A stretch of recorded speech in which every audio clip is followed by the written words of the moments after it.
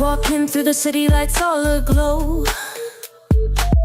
Everybody's got a story to show. Wheels keep spinning, streets overflow. Hustle never stops, we're in the flow. Skylines high like our dreams in the air. Concrete jungle, we got flair. Rhythm of the night, we don't care. Underneath the stars we breathe rare. In this urban jungle we're alive. Heartbeats echo as we strive. Dreams collide where the streets survive. Together we'll thrive, side by side.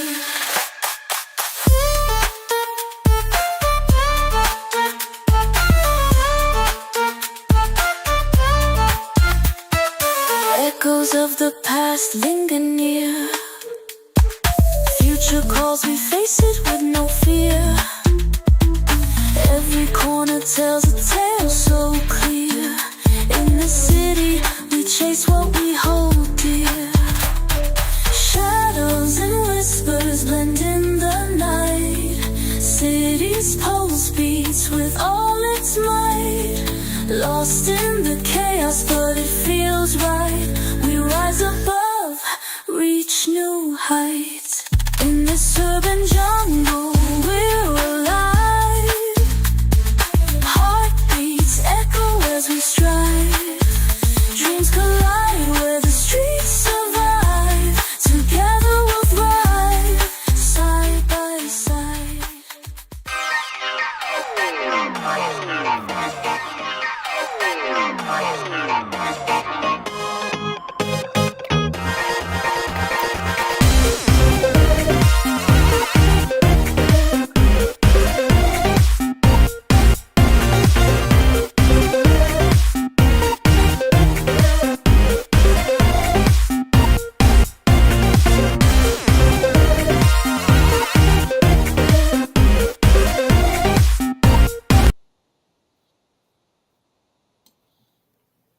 And good evening and welcome back from our summer season of holidays. Shame the MPs aren't back in the house yet, so we're going over some bills we think that are important. Yep, we certainly are. Yeah, so how was your Christmas, Laura? It mostly involved sleeping and eating. Oh, so what sort of yummy Christmas things did you have? What sort of yummy Christmas things did I have? A shit ton of roast potatoes. I mean, as a vegan, that's all I can eat. So, yeah, I just eat all the potatoes. Oh, yes, well... potatoes and Whittaker's dark chocolate. Oh, yeah. Grandma did say don't bring the waffle machine, so we didn't end up having waffle trees, but we had a ton of berries because I took berries from work. Dad then brought more fruit. Oh, it was something ridiculous of what happened, But yeah, it was a good Christmas. Nice. Yeah. Now, before we get to the important part of the bills, unexpectedly today there was a cabinet reshuffle. Yes. So we're going to do the unusual thing, and let's see what stuff has got brought up on here. Gotta say what? Because we are not sponsored by 2 Degrees. No, this is what happens when you do not pay for YouTube Premium. Prime Minister Christopher Luxon has unveiled a new-look cabinet for 2025 in a surprise reshuffle announced this afternoon. Starting with Simeon Brown, who is now the Health Minister, a portfolio that's been stripped from Shane Reti, though Reti will remain in cabinet, responsible for science, statistics and universities. Chris Bishop has picked up Simeon Brown's transport portfolio, while Finance Minister Nicola Willis is now in charge of economic growth. Rising star James Meagher is a first-term MP, has been promoted, taking on several new portfolios, including the brand new role of Minister for the South Island. Melissa Lee, meanwhile, has lost all of her portfolios and is no longer a minister. She was demoted from cabinet last year over her handling of turmoil in the media sector. Senior political correspondent Jenna Lynch has more. Happy New Year. Happy New Year. Good to see you. Not so much New Year, New Me. It's really about making sure we put growth as our number one job for this government. But New Year, New Team for Christopher Luxon. So that fresh focus also means refreshing my team. His desired headline was economy, giving his finance minister a new job of economic growth. I want everything this year focused on unleashing growth. But the real story was in health. I just want ruthless focus on execution in healthcare. And a ruthless focus required a ruthless reshuffle. Dr. Shane Reti demoted. Shane's a good friend of mine. He's an absolutely fantastic human being. This is a person who spent his Christmas holidays and summer actually doing vaccinations of people in the Pacific. So he is a top quality human being, period. But what is needed is actually focus and delivery in healthcare. The man for that job is Simeon Brown. As I said, it is the basics of, can I see my GP? Can I get through an emergency department? Can I access a first specialist? Can I get that elective surgery done? Can I get faster treatment with cancer treatments? And so, that's what they want us to do. And I just think Simeon Brown has a proven track record, as you've seen, in transport. I'm not from the sector. I'm not a union organiser. I'm someone who is dedicated to ensuring that New Zealanders have access to timely, quality healthcare and making sure the system works for all New Zealanders. The health system has been politically plagued for decades, but for National it was becoming overwhelming. Hospitals operating without doctors overnight, blown out budgets, frontline workers sounding the alarm about understaffing, long wait times, tens of thousands protesting a proposed scale back of the Dunedin hospital rebuild, and the bungled cancer drug policy driving a lack of confidence from the public. These personnel changes don't cover up the fundamental issues in the health system, which are that the budget is insufficient to give New Zealanders the service that they deserve. Christopher Luxon had expressed full confidence in Shane Reti in December. Do you have confidence in Shane Reti? Yeah, I do. I think he's doing a really difficult job well. Why have you lost confidence in him as Health Minister? I haven't lost confidence in Shane Reti. He's going to do a great job on universities and the science sector, and that's a very important job for us. But what we need is the skills that Simeon Brown brings, which is delivery and execution. Reti wasn't the only casualty. Melissa Lee removed completely as a minister to make way for fresh talent. Rising star James Meagher will become Minister of Hunting and Fishing, Youth and the South Island. Is making James Meagher the Minister for the South Island an acknowledgement that you have lost the mainland? No, not at all. We've got a big focus on investment in the South Island, as you've seen. We've got Where? We've got two major roads of national significance. National suffered a major New Year blow this week with a Curia poll showing they'd plunged 4 points to 29.4, trailing Labour, who jumped to 30.9%. With the poll result that low, are you worried that your caucus might try and reshuffle you? No, we are focused on New Zealanders and making sure we deliver for them. Shrugging off any suggestion that his reshuffle was a panicked poll response. No. Well, Jenna joins us now. And what's prompted this fairly drastic reshuffle?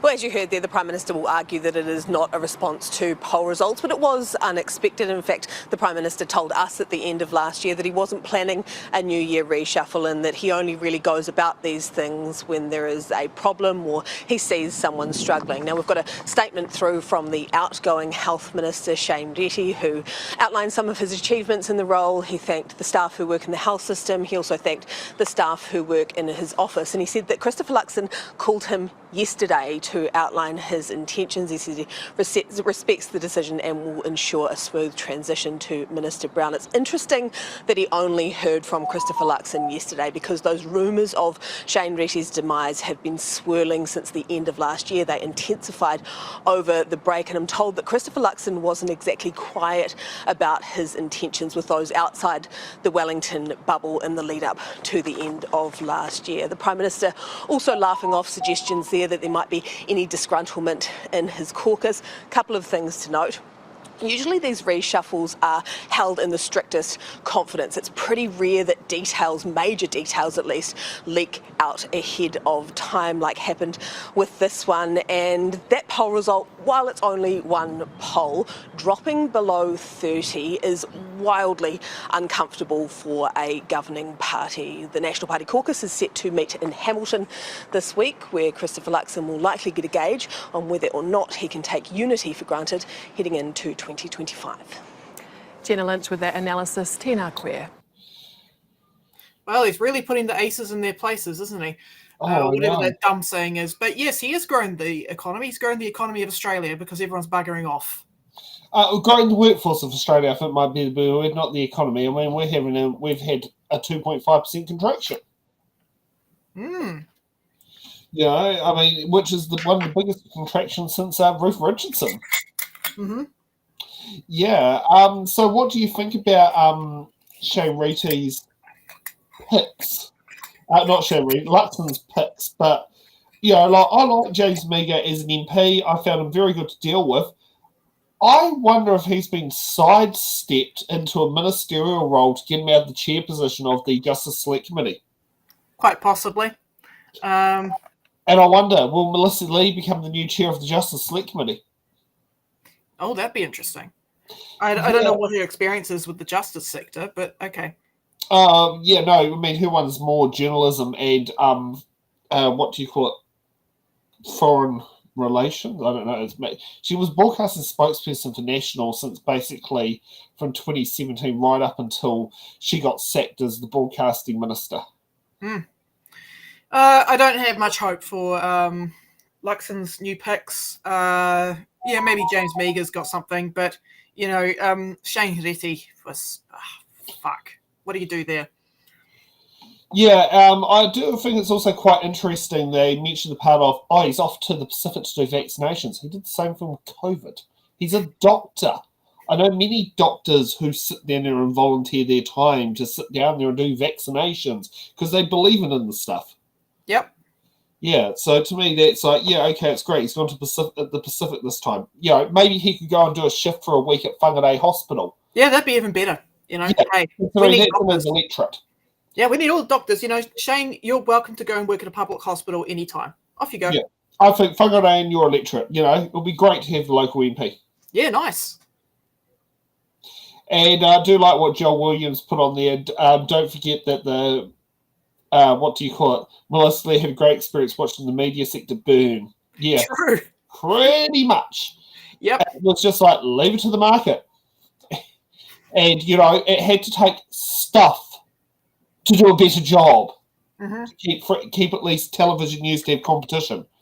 You know, we're nearly headed down the path of what Muldoon did in the late 1970s to merge Channel 1 and Channel 2 news together into one newsroom because he got sick and tired of two camera crews turning up to ask him the same question. Yeah. Fuck. Okay, well, let's get to the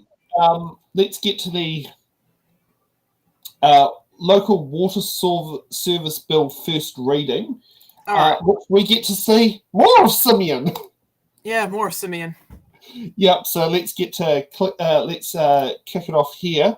Let's kick off with the local water service done well, and let's see what Simeon's got to say. Now, this is quite a while ago when this actually happened. This was apparently, I don't know when this bill actually went into. When it started the House. It was a while ago, but it was a bill that's got submissions coming up, so that's why I thought it would be good to sit down there and actually do it. So let's kick it off. Let's see how Simeon goes. Yep. Local Government Water Services Bill, first reading. Honourable Simeon Brown. Madam Speaker, I present a legislative statement on the Local Government Water Services Bill. That legislative statement is published under the authority of the House and can be found on the Parliament website. Honourable Simeon Brown. I move that the Local Government Water Services Bill be now read a first time. I nominate the Finance and Expenditure Committee to consider the bill. Madam Speaker, this bill is the third part of this government's work to deliver comprehensive reform of New Zealand's water service delivery. It gives councils a range of innovative new structures for the delivery of water services from which they can choose. The bill does not impose a one-size-fits-all solution. Councils and voters resoundingly rejected Labour's expensive and bureaucratic Three Waters approach, which wasted $1.2 billion, stripping local communities of control over their water assets while failing to address New Zealand's water infrastructure deficit. The bill gives councils flexibility, recognises that they know the needs of their communities best and supports council-driven change. The bill also reduces the regulatory burden on councils by ensuring that regulation is proportionate and its costs do not outweigh its benefits. It also introduces economic regulation to local government water services. Local water done well gives councils the tools they need to do the basics brilliantly. It provides appropriate accountability mechanisms for ratepayers and communities to be assured that water services are being delivered effectively in their local communities. These changes provide greater certainty and improved efficiency to benefit all New Zealanders. We know that local water done well works. We've delivered on our election promise to provide a financially sustainable model for Auckland under our local water done well plan. The plan, which has been unanimously supported and endorsed by Auckland's governing body, Auckland Council's governing body, sees Aucklanders retain local control of water assets and avoid a 25.8% water rate hike, which would have been piled onto Aucklanders already struggling with a prolonged cost of living crisis. We fixed that issue. We did a deal with Auckland Council, and while I've heard commentary from other members of Parliament trying to say that they would have done a better job, the reality is, under their plan, they would have lumped another $1 billion of establishment costs onto their 3 water entities model, and they would have had higher water rates increases in Auckland, causing further cost of living constraints and also limiting the capital expenditure on Auckland water care and the important work that they're doing in Auckland. This government has fixed that issue because the last government's approach did not stack up, which is why New Zealanders rejected it. This bill establishes a new central piece of legislation for the delivery of water services and amends several other acts. I intend the bill will be split during this legislative process into a standalone act and one that amends and repeals other pieces of legislation. At the third stage, as this is the third stage of the Local Water Done Well process, the bill is built on the foundation set in the Local Government Water Services Preliminary Arrangements Act 2024. This Act requires councils to prepare water service delivery plans by September 2025. The plans will lay out the current state of water services in their districts, which will show how councils will deliver water services in the future in a financially sustainable way and meet economic, environmental and drinking water quality standards. This bill provides the enduring settings for the delivery of local government water services. It will inform the development of councils' water service delivery plans, and I encourage councils to submit on the bill while they work through these plans. I'm also going to be asking the Finance and Expenditure Committee to accept submissions from councils up till the end of February, so that councils can consider their submissions at their first meetings of the new year and have enough time to be able to submit on this bill. The bill gives councils flexibility and discretion to determine the optimal structure for water service delivery arrangements that will work for their communities. It is not prescriptive but sets the requirements and parameters to guide council decision making. The bill also establishes a new class of water service provider, water organisations based on existing CCO models.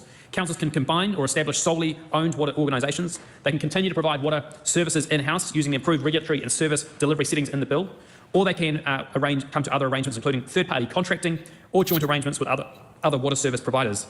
A new model of water service organisation owned by consumer trusts is also set out in the bill. This model is similar to energy trusts which own electricity distribution businesses such as Entrust's ownership of Vector in Auckland. Councils can establish a consumer trust to act in the interests of consumers, run by trustees elected through free and fair elections. A series of core principles will apply to all water service providers, which includes financial sustainability, revenue sufficiency requiring that revenue from water services is only spent on water services, and restrictions against privatisation.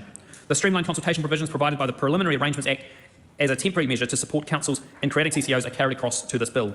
These efficient consultation and decision-making processes will be a permanent feature. This bill will implement our new economic regulation regime, which will be overseen by the Commerce Commission to ensure water revenue is ring-fenced for investment in water infrastructure and not diverted to other council pet projects. This will promote efficient, high-quality drinking and wastewater services with the ability to regulate stormwater services at a later date if necessary. And importantly, as I said, requiring councils to ring-fence that funding so that the money that's raised for water, as it's spent on other things, is spent on water. What a novel idea, and a critical part of fixing the issues we're seeing up and down the country. The regulatory tools available to the Commission will include information disclosure, revenue thresholds, and powers to monitor and enforce the requirement that revenue from regulated water services is spent on water services. The Commerce Commission will also have a role in consumer protection. It will monitor how consumers are treated by regulated suppliers through information disclosure. If issues exist, the Commission will be able to issue guidelines to suppliers and a mandatory service quality code if necessary. The Minister of Commerce and Consumer Affairs may also recommend consumer protection regulations be made. The Water Services Regulator will also be renamed the Water Services Authority, and the legislation will put the English name first. The bill reduces the regulatory burden of the drinking water quality regime and ensures that the authority's regulatory approach is proportionate to the scale, complexity and capability of the regulated suppliers. Low-risk shared domestic suppliers are excluded from direct regulation under the Water Services Act for that reason, an important thing for many of our rural communities. The bill changes the operating principles of the authority, requiring to consider the costs of regulatory compliance for suppliers. The authority must also work proactively with suppliers and network operators. This is to ensure that compliance requirements take into account the risk profile and capacity of each supply. Madam Speaker, there's also a number of preliminary transitional arrangements and exemptions for water care, which, as I said earlier, was financially separated from Auckland Council by the Preliminary Arrangements Act, making Auckland water services affordable, saving households about $899 million over 4 years while ensuring improved service quality and record infrastructure investment. This bill includes several exemptions for water care agreed with Auckland Council, recognising the work that is already well underway for Auckland. Madam Speaker, in conclusion, our government is now delivering the enduring components of water services through our Local Water Done Well plan, giving local council the ability and the clarity it needs to invest in local infrastructure while delivering economic regulation to minimise costs for ratepayers. Madam Speaker, this delivers on the Coalition's promises that we took to the last election from the National Party, the ACT Party and the New Zealand First Party to repeal Labour's disastrous and expensive co-governed, bureaucratic, three waters approach and replacing it with local water done well, which restores council ownership of their assets and allowing councils to invest sustainably in their local infrastructure. Madam Speaker, I commend this bill to the House.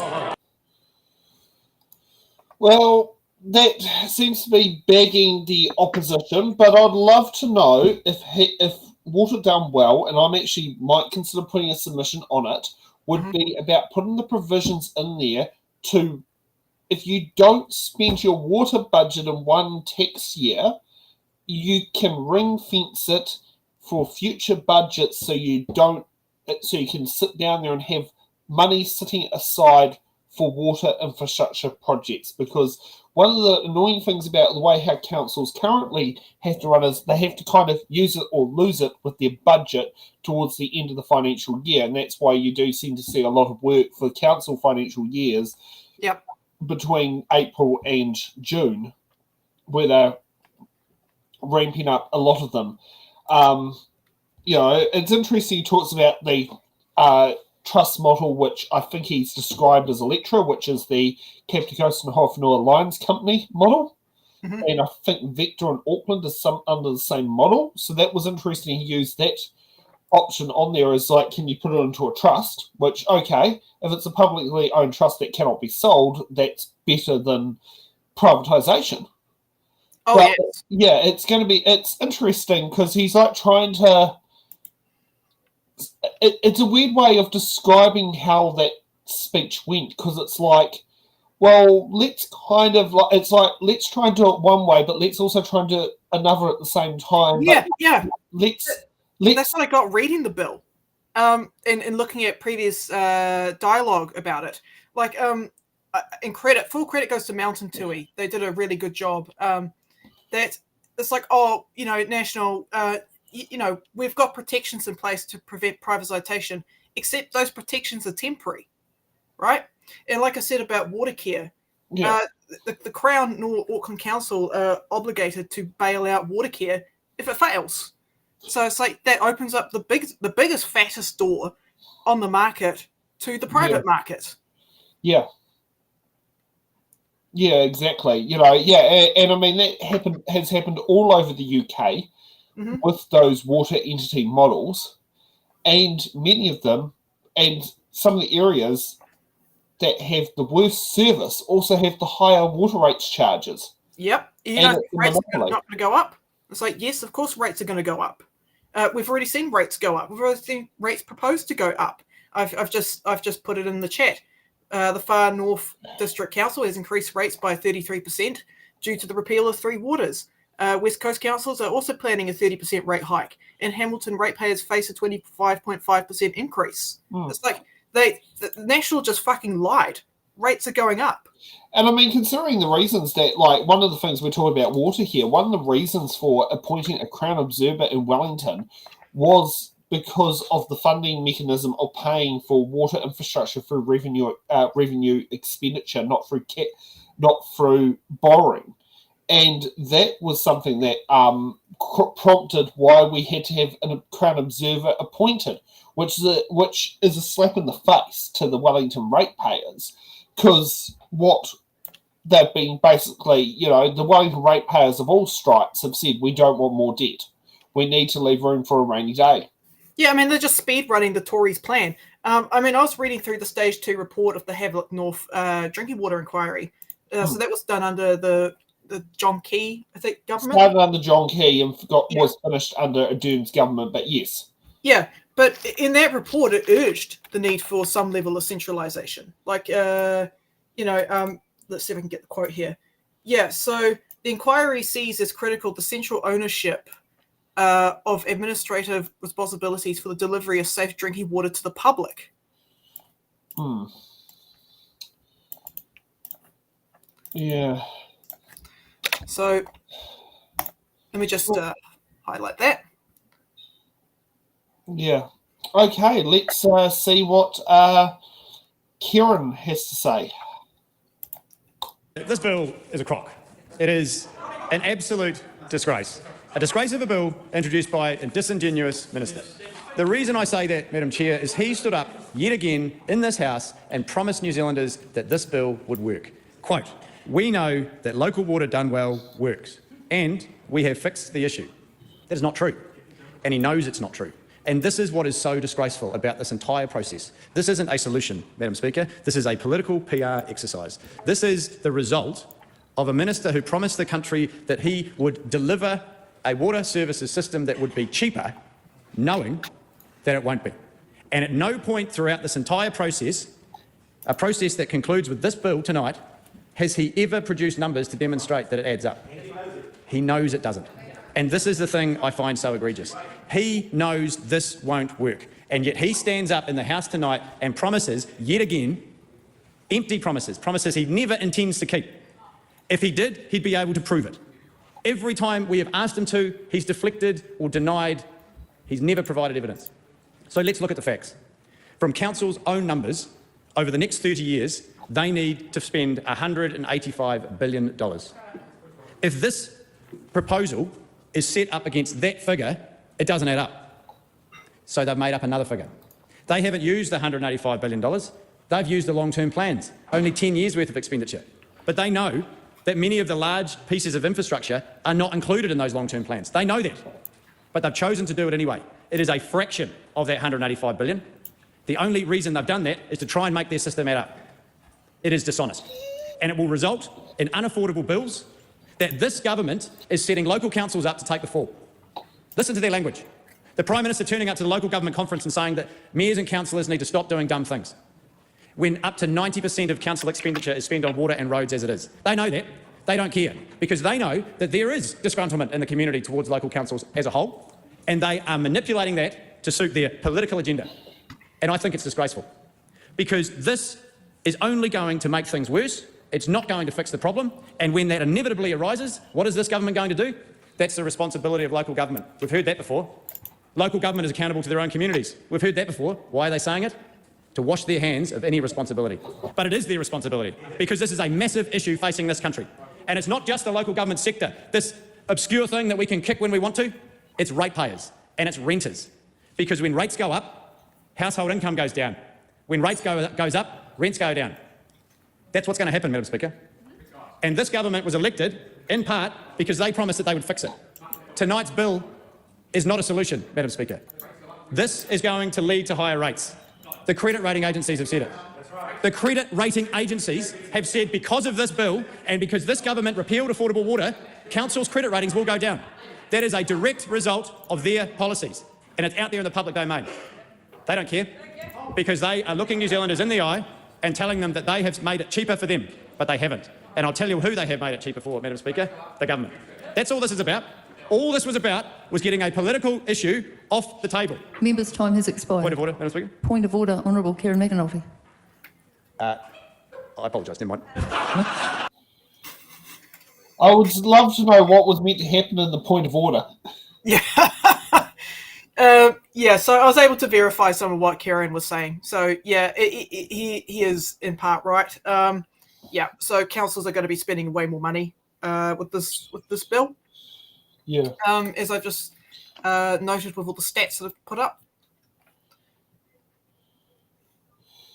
Yeah, it's going to be interesting. The one thing I have found interesting, though, is Carterton District Council, which is known as a council who tries to stand on its own 2 feet, have happily looked at joining a water service entity to be with Taurua and Marston District Council. Oh, yeah. I thought that was quite interesting, which direction they've gone. Mm-hmm. Yeah. However, I don't know whether Carterton, some of the councillors still think they can run the council like a business, and it's not been going that particularly well. And it's made Ron Mark's job not particularly easy. No. Well, it's almost like collective ownership does work. Okay. Let's see what Lam Pham has got to say. Madam Speaker, water matters to every single one of us, and I really get sick of stating the bleeding obvious like that, but unfortunately we forget. We forget how foundational water is to us as human beings and how foundational water is when it comes to a functional planet. And we need progress so badly in this water services space, because these challenges that we have across Aotearoa are so very real, and they're not going away without significant intervention. But not progress like this, progress that takes us backwards rather than forward. So sadly, Madam Speaker, Te Pāti Kākariki will not be supporting this bill tonight, and there's 3 initial reasons why. Firstly, the health of our people. We don't support the narrowing of the scope of who does and doesn't need to comply with the regulatory standards. Now, this is under the guise of reducing regulatory burden of the drinking water quality regime. But, Madam Speaker, the inequities when it comes to access to clean, healthy water and access to wastewater and stormwater networks that don't unnecessarily pollute our environment and ourselves is staggering. I recall just over a year ago when Tahuna, Queenstown was wrestling with its cryptosporidium outbreak. That absolutely got headlines and attention, and even international attention, and we should all be well aware of the Havelock North tragedy that this country experienced. But what needs as much attention is the thousands of Kiwis who experience this rolling risk profile of ongoing boil water notices and the like in places like Ward in Marlborough, in Waimate in South Canterbury, in places like Te Kao in Te Tai Tokerau, and so many other places where our people are throwing a dice every time they turn on the tap for a drink, at their home, on marae, at their school, on their farm, at their place of work. So we need strong protections when it comes to protection and regulation of these small and rural water supplies in place, particularly in light of the recent Ministry for the Environment report on rural drinking water, which found concerning levels of E. coli and nitrates in schools. Secondly, the health of Te Taiao. It's incredibly disappointing that this government is continuing to not recognise the importance of Te Mana o Te Wai in water services, considering we literally cannot have human health improvements without the improvements of Te Taiao. And thirdly, if the government's going to make any changes, especially foundational changes to the governance and delivery of water services here in Aotearoa, then the government actually needs to act like they live in Aotearoa, where Te Tiriti o Waitangi is our foundation. And that means what some have called co-governance, but what more appropriately is just called governance. It's actually partnering with iwi and hapu in appropriate governance over wai and water service delivery. Madam Speaker, I want to acknowledge our councils and councillors in the context of this bill. They've had to spend the last few months tasked with the unenviable task of working out their water service delivery plans and talking about partnerships with councils around them in the absence of the full legislative framework. And it's made it hugely challenging, if not impossible, to actually meaningfully engage with communities and get their views. So it's so important that they submit on this bill, and it's so important that they engage with their communities. We're really concerned about the plans to push the full cost of the regulators onto local communities, and we just heard from Palmerston North City Council that they've estimated that to be in the realm of $400K a year, and no doubt much higher costs for smaller councils. We're really happy to see the protections against privatisation, but of course we want to make sure that these are really strong. Madam Speaker, healthy drinking water is and should be recognised as a human right, and we want strong local voice and control at every stage of this bill ahead.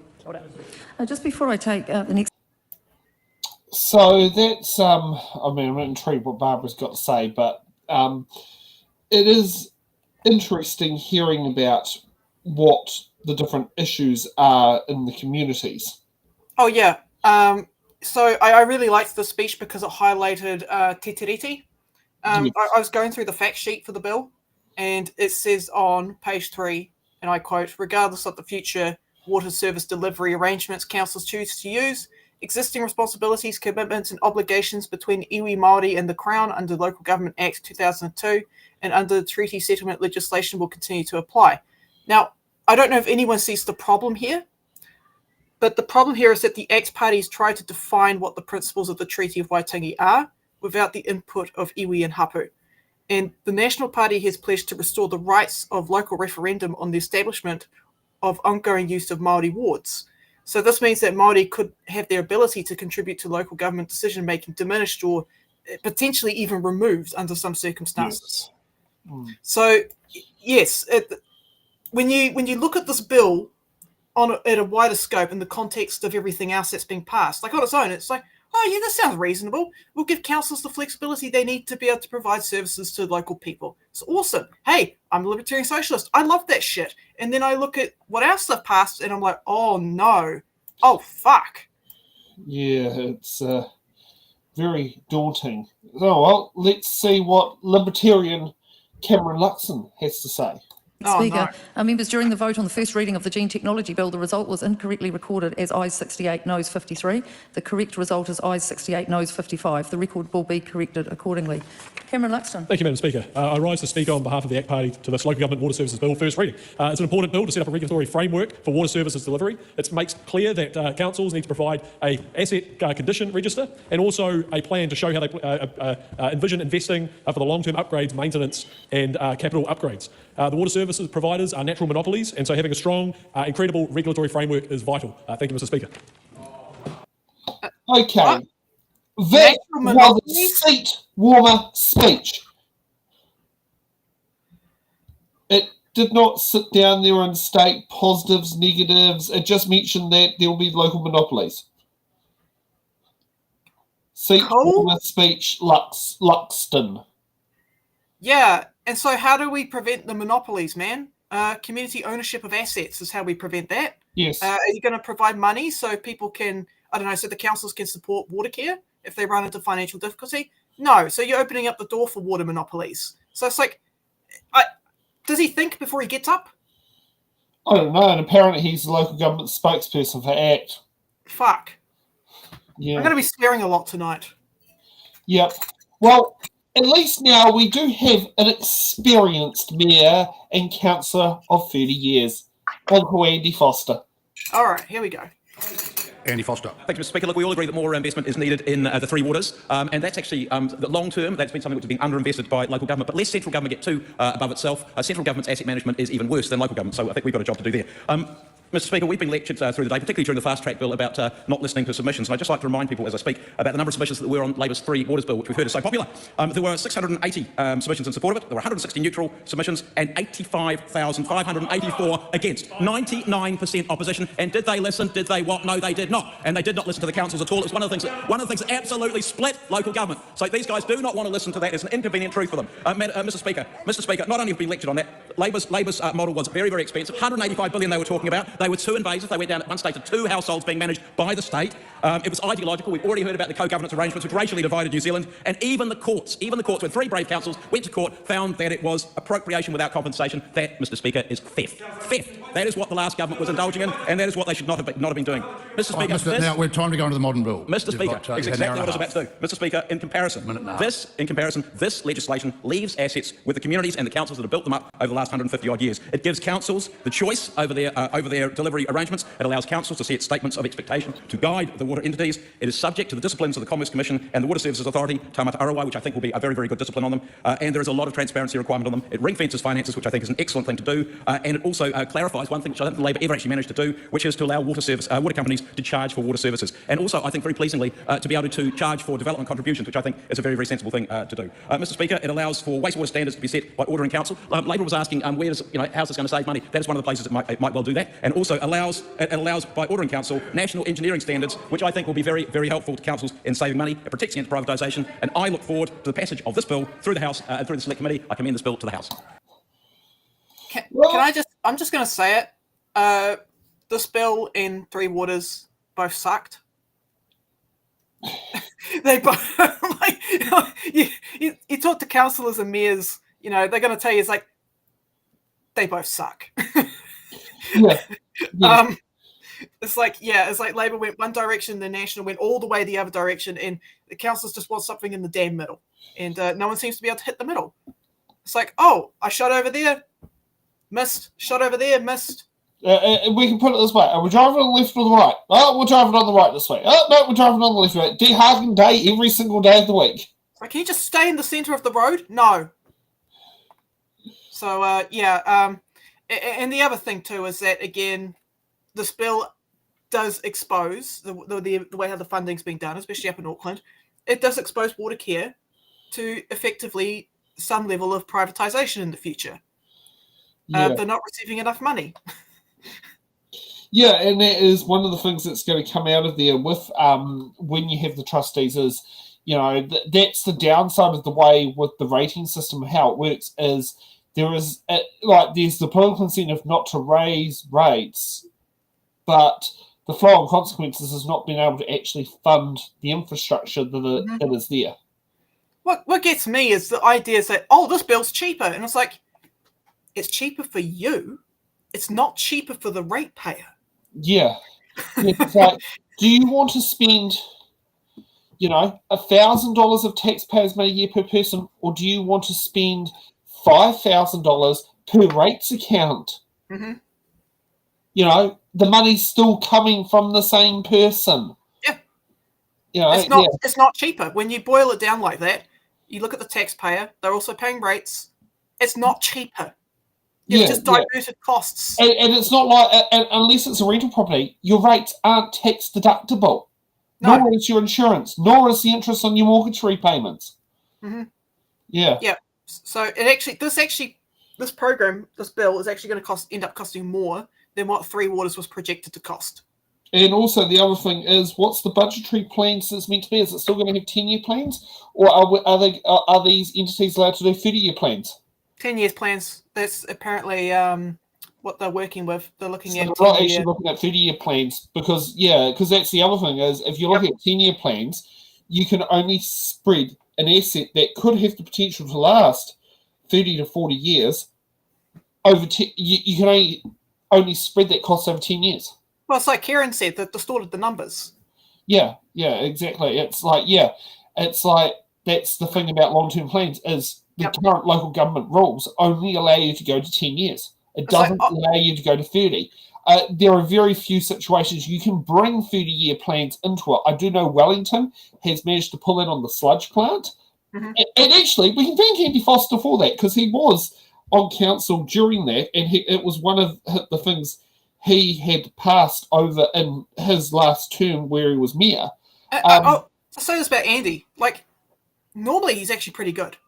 But he's being dishonest here. He's not telling the full picture. He's just choosing the bits that he wants, that he likes. Yeah. Going, look, this is why the bill's good. But he's ignoring all the other stuff that's in the background. Yeah. Okay, let's see our next speaker from Te Pāti Māori. Maria Mino Kapakingi. Kia ora, tēnā koe te pika, tēnā tātou katoa. Mr. Speaker, so the context of this is, and I've heard it referred to briefly, in terms of the numbers where I come from, Te Taitokerau, in a cute little place that Penny and I know, which is Kyle. 25 years on boil notice, and one tiny little place in Kyle. Te Kyle no different. So you have to either buy your water or boil it. And clearly this is what this bill ignores completely. So this, in my opening discussion, brace yourself, Māori erasure. A theme extended into even water services. I know I can feel people prickling, but just hold on. The alienation of Te iwi Māori from the local government water services bill is merely a continuation of the infringements on the rights of tangata whenua under Titi o Waitangi, just to throw that in. The key difference between the previous reform, and I've got some experience in that because 11 iwi across the Taitokerau, tai mai Waikato, tai atu ki te reinga, combined under a body called Waipuna Arangi in the Three Waters gig. And we thought, this is, let's give this a go. Let's do our best because we are our own solutions. Well, that's been taken away and shut away because good ideas that are designed and delivered by Māori clearly don't make the cut with this current government. The differences, so government's current repeal and replace policy is that the previous reform recognised and provided for Te iwi Māori. It does not. In this bill, it does not. In fact, it ignores it and puts it to the side. But we're kind of used to that. It's been a year of that. The ongoing Crown position that everyone owns the water is designed to extinguish the rights of tangata whenua. I don't know how many times we need to say this for the left side of the House to actually sink in and understand that at a very fundamental level. But clearly, if you don't have the capacity to do that, you simply can't get it. Because you always have an always listening, an always racist listening, which is well, you can't say that, can you? When you're Pākehā guy, you just can't say that. So let's move along. Nowhere in this new bill, Mr. Speaker, are council obligated to consult with Te iwi Māori. Nowhere in this bill. For this reform to be successful, she says laughingly, negotiations between government and hapu and iwi have to occur. They have to happen, but they don't. Not really. They might say, oh look, I'll choose that Māori because, that's part Māori. Let's choose the part Māori and let's talk to that bit and see what we get across the line. And there might be people in this House that understand the concept of part Māori. It astounds me, whatever the hell that is, or whatever that is. Sorry, Mr. Speaker. This is exactly what the tribunal, Waitangi Tribunal, recommended to our last government during the establishment of Three Waters. The Crown should be working directly with hapu and iwi to create a standard process for addressing Māori rights. I'm not going to hold my breath, and nor is the 100,000 people that visited recently to say you are utterly mucking up. And let's think about this and try have a decent and treaty-based conversation, but that's unlikely to happen. For the most part, local councils are expected to join or establish new water service entities labelled as council-controlled organisations, who are funded via grants by the government. For these organisations to secure funding from government, they must have no link to council or council decision-making. Try and figure that one out. What this means is that these organisations will, in part, be privatised and entirely separate entities from council. Be aware that this partial privatisation is the stepping stone for complete privatisation of water as a whole. And the danger in this is that our water is then managed and owned, not by ourselves, but by companies and organisations who will likely lead the erosion of water as belonging to the people and instead will prioritise corporate interests over our welfare. Our position of the party is unequivocally in opposition to this bill. This government can send their agenda of Māori erasure down the pipeline of one out of the three waters they intend to manage. Kia ora, Mr. Speaker. Stuart Smith. Okay, well, that's actually very interesting about Te Tai Tokerau. And Do you want this part Māori to give their commentary? Yeah, why not? Why not? I am a part Māori, and I'm okay with having a mixed whakapapa. So maybe she would like me. I'm the mixed Māori that can give some commentary on this. But yeah, so this has been going on since about 2021. So I'm a part of Ngāi Tahu. I descend from Ngāi Tahu. So yeah, Ngāi Tahu in 2001, they rejected National's claims that it would take 50% ownership of water assets in the South Island. And that's because Ngāi Tahu, as well as I do, believes that water infrastructure assets must remain in public ownership. Ngāi Tahu doesn't want to own any Three Waters infrastructure or any of that sort of infrastructure. What they wanted to do, and this is, I found this to be quite a common thread amongst different iwi boards, is that they want to share governance responsibilities as a means to safeguard against attempts by future governments to privatise water assets. So this is the reason why under Three Waters you had Māori involvement, because what they were trying to do is prevent water, something that as Māori we believe that everyone has a right to, from going private, because we don't want corporations selling water at an arm and a leg when it's just a basic fucking human right to have clean drinking water. Yes, and I mean, and a great example of doing that is electricity, and also, was it refined fuels such as petrol and diesel? Yep. I mean, when I was doing my treaty submissions bill, I was looking into the history of Akaroa, and I found that the council had a big old fat sewage station or sewage treatment plant down in Akaroa that they kind of put there without the consent of my hapu. So they just built shit and polluted the bay with shit. And it's like, yeah, maybe, in the future, can we have a say on that? Like, can we not put the poop over here? Can we find a better place to put the poop? That's what iwi partnership looks like, is just discussing where are we going to put the shit and how are we going to run it. Yeah. It's not a big scary thing like, oh, the Māori own everything and we're going to kick you off the land. No, we're not interested in that. It's like, I can tell you right now, you will never see a sewage treatment plant build in St. Stephen's Ave in Parnell. Yeah. Which is known as the street that John Key used to live down. Yeah, you're not going to put the sewage plant there. Yeah, that's where the rich people live. But the question is, why should, you've got to be very clear where you actually put that to treat it and how you treat it and how you get the right treatment from it. And I mean, at this point, it looks like Wellington is going to have the country's leading best sewage treatment plant. Yeah. It's funny because everyone's like, oh, that Wellington council is full of woke greenies. And like, yeah, but they've got the best sewage plant. Yeah, I know. That's the thing. They're not full of shit, literally. And it's actually about to go. It's in the process of being built to be a step better for the next 30 to 40 years. Because, the previous system which is about to become retired was a very good system that worked. But the issue is the reason why it couldn't keep going the way it was going was because general race was going down naturally by the free market, and in order to continue disposing it in the southern landfill, you had to have 1 part sewage, 4 parts general waste. Now, and the thing was, the amount of rubbish that Wellington City was disposing was dropping and could not maintain that ratio. And it would mean we'd have to give up recycling. And that doesn't go down with the waste minimisation requirements. I just want to speak quickly before we move on to the next speech about the idea of Māori erasure. Now, I know a lot of people on the right wing are going to get, gonna fucking go when they hear it. But what she's meaning by that is that Māori are losing the ability to be represented on the councils as we speak. You got the referendums coming up with the wards, and it's really important that we don't lose those voices, because a lot of, like I said before, when it came to Akaroa, we're talking about building shit on Māori-owned land without consent. And it's really important that, hey, if you don't want to cause a break in social cohesion and stuff like that, that you talk to other people. Yeah. Yeah. Okay, let's see what Stuart Smith from Kaikoura's got to say.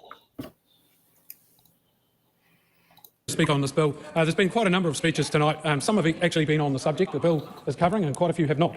But, Mr Speaker, I think the best feature of this bill is it ring-fences the funding that is collected from rates for water services and ensures that those funds are spent on water services. And the best example of that not happening, Mr Speaker, is only a few metres away, out on the corner of Hill Street and Molesworth, where there's yet another leak in the water pipes. What is it, the only Green Council in New Zealand that has the worst water services in New Zealand. Very poor management. Mr Speaker, this is a great bill and I commend it with pleasure to the House.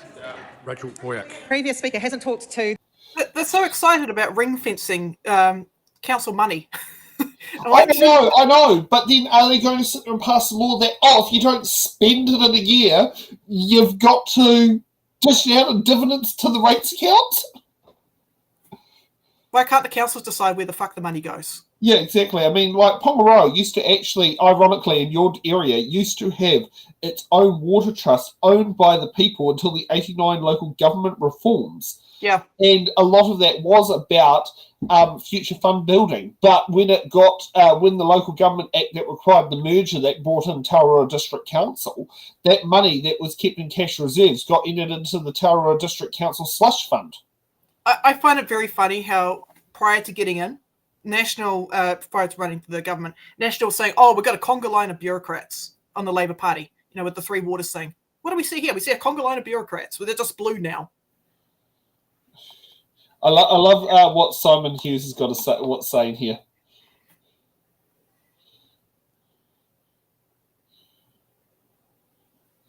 Yeah. Yep. Now, that's why Māori seats are important. Yep. Now let's see what Rachel Boyack's got to say.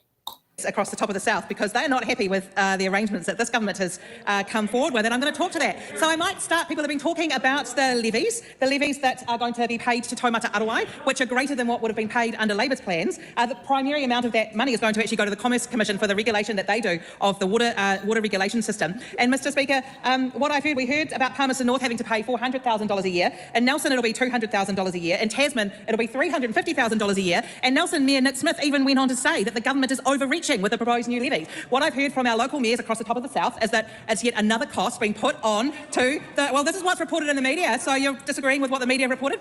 And so the mayors across the top of the south are deeply concerned about two things. One, the cost burden being passed on to them and therefore onto the ratepayers.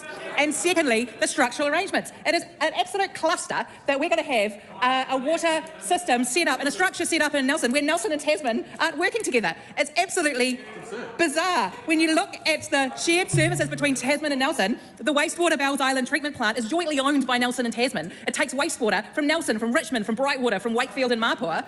Yet Nelson and Tasman aren't going to be working together on water, even though they actually co-own assets together. It's utterly bonkers, let alone that Tasman provides water to Nelson for the Wakatu Industrial Estate, which I'm really pleased that the Labour government put money into for the three waters systems to help protect so that it doesn't get millions of dollars of damage during flooding, one of those things we paid for. Tasman provides the water to that estate in Nelson, as well as homes in Nelson South, where I live. Yet somehow we're not going to have a shared Nelson-Tasman water system. It's bizarre. But Tasman's probably going to go with Marlborough and possibly going to go with Buller. So we'll have the top of the south, but no Nelson.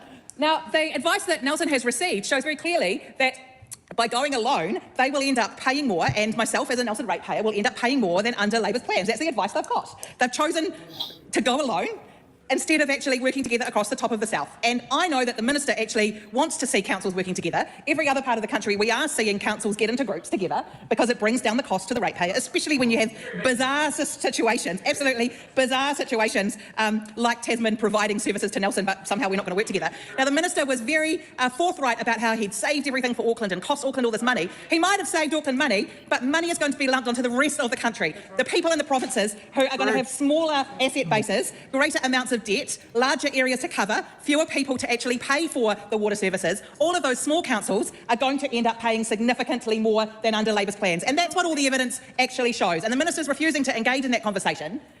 Funnily enough, so much of what the government is actually putting in place through all of the bills is comparable to what Labour did. But the missing piece is the is the sheer number of councils you actually need to have in the room together to get the economies of scale so that you can make the investment you need. And I think the cluster that is happening across the top of the south, where we're going to end up seeing, who knows whether Buller and Tasman and Marlborough can even get together.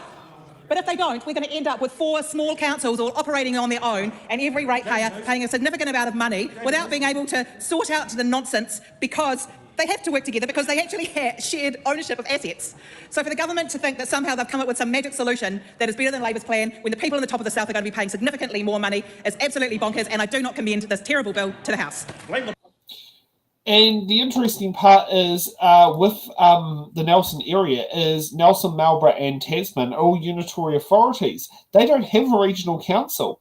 But I do find it great. Yeah, it's quite unique that they're all unitary authorities over there, which is considering the only other 2 unitary authorities is Auckland, the one we know of, known as the Super City, and the other one is Gisborne. Oh right, okay. Yeah. But it feels like we've got this issue. We've got this thing in Wellington. We have a lovely arrangement with this council called Porirua, and the proud residents of Tawa, who didn't want to be part of Porirua as part of the 89 reforms and succeeded to Wellington, somehow had a shared asset service with Porirua City Council. Well, the good news is we have a thing called Wellington Water, so it kind of solves some of those problems. But it's quite intriguing that, you're going to have 2 water entities that aren't going to be compatible while simultaneously sharing services. It's like under this new policy, no, we don't want anything to do with Anita's crowd, and Anita don't want anything to do with Tory's crowd, so they're going to sit down there and turn the pipe off at Linden, and all the sewage is going to back up into people's toilets in Tawa. You know what this kind of reminds me of? It reminds me of the customary marine title situation, where you've got like Hapu having historical claims to an area. Right, so they get into a position where they go, okay, we're just going to share the asset, and we're seeing a similar thing here with councils. It's like, okay, it's like we've got to share the assets because it lowers our costs, and also it means that we're reliant on each other's services, so we get better communication. This government doesn't seem to be able to see collectivization. It only views individualization or individualism. It doesn't see the fact that sometimes different governing bodies share shit. Yeah, exactly. Yeah, you're so right. Yes. Yeah, it just reminds me of that. It's like, this is the white man version. And actually, now, looking at it, Nelson's a really weird situation of a council because it's a tiny council by geographical area with a big Marlborough and a big Tasman right next door to it. Yep. And they're all unitary authorities because they got rid of the Nelson Marlborough Regional Council. Well, apparently some minister didn't like it. Yeah, so they brought in unitary authorities. And the Kaikoura district had belonged to there, but in the 1992 reforms was transferred to Canterbury Regional Council, which is now known as Environment Canterbury. Yep. Yeah. Yeah, it reminds me hard out of the customary Marines title situation. It's like, okay. Hey, I've seen this one. This one isn't new. Yeah, I think we've done a dash on this bill because otherwise we're just going to be here all night long. We could talk about it all night long. Yeah. I know. Let's get we got to move on. Yes, we're going to move on because we need to talk about partial strikes. Wow, this one we're probably going to deliver some more spiciness on. Oh, yes. The first question we've got to ask is, where's Brooke? Where is Brooke? Yes. So let's kick it off. There's Wally, but the Brooke edition. Yes, where's Brooke? We haven't seen her do many ministerial speeches in the House for a while. To consider the bill. At the appropriate time, I intend to move that the bill be reported to the House by the 22nd of April 2025. Mr Speaker, the Employment Relations Pay Deductions for Partial Strikes Amendment Bill reintroduces the ability of employers to make pay deductions in response to partial strikes. This change to collective bargaining settings will provide a far more effective and efficient bargaining environment where rights and consequences are more balanced and which minimises potential disruption to public services. We have seen partial strikes result in patients facing delays to receiving medical scans and treatment due to medical staff limiting the number of scans they completed each day, and kids missing out on education due to teachers refusing to teach certain year groups on certain days. However, in spite of these inconveniences created by the withdrawal of people's work, there were no pay packet consequences for the medical staff or teachers involved in these partial strikes. Earlier this year, train operators in Wellington undertook a work-to-rule industrial action, including refusing shift changes, which led to disruption for travellers. And currently, the New Zealand Defence Force Public Service Association union members are working to rule. They've been taking coordinated breaks and stopped working at heights or off-site. The Minister of Defence has responded by authorising uniformed personnel to cover civilian work in selected areas. Needless to say, this is a rare move from the Minister of Defence, and it is a shame that it's been made necessary by this industrial action. On the other hand, when a full strike occurs, employers can respond by suspending the employees and not providing pay. In this situation, there are negative consequences for both sides. The employees lose pay, the employer loses output. This provides an incentive for both sides to cease industrial action and return to the bargaining table as soon as possible. The same cannot be said for partial strike action under the current rules.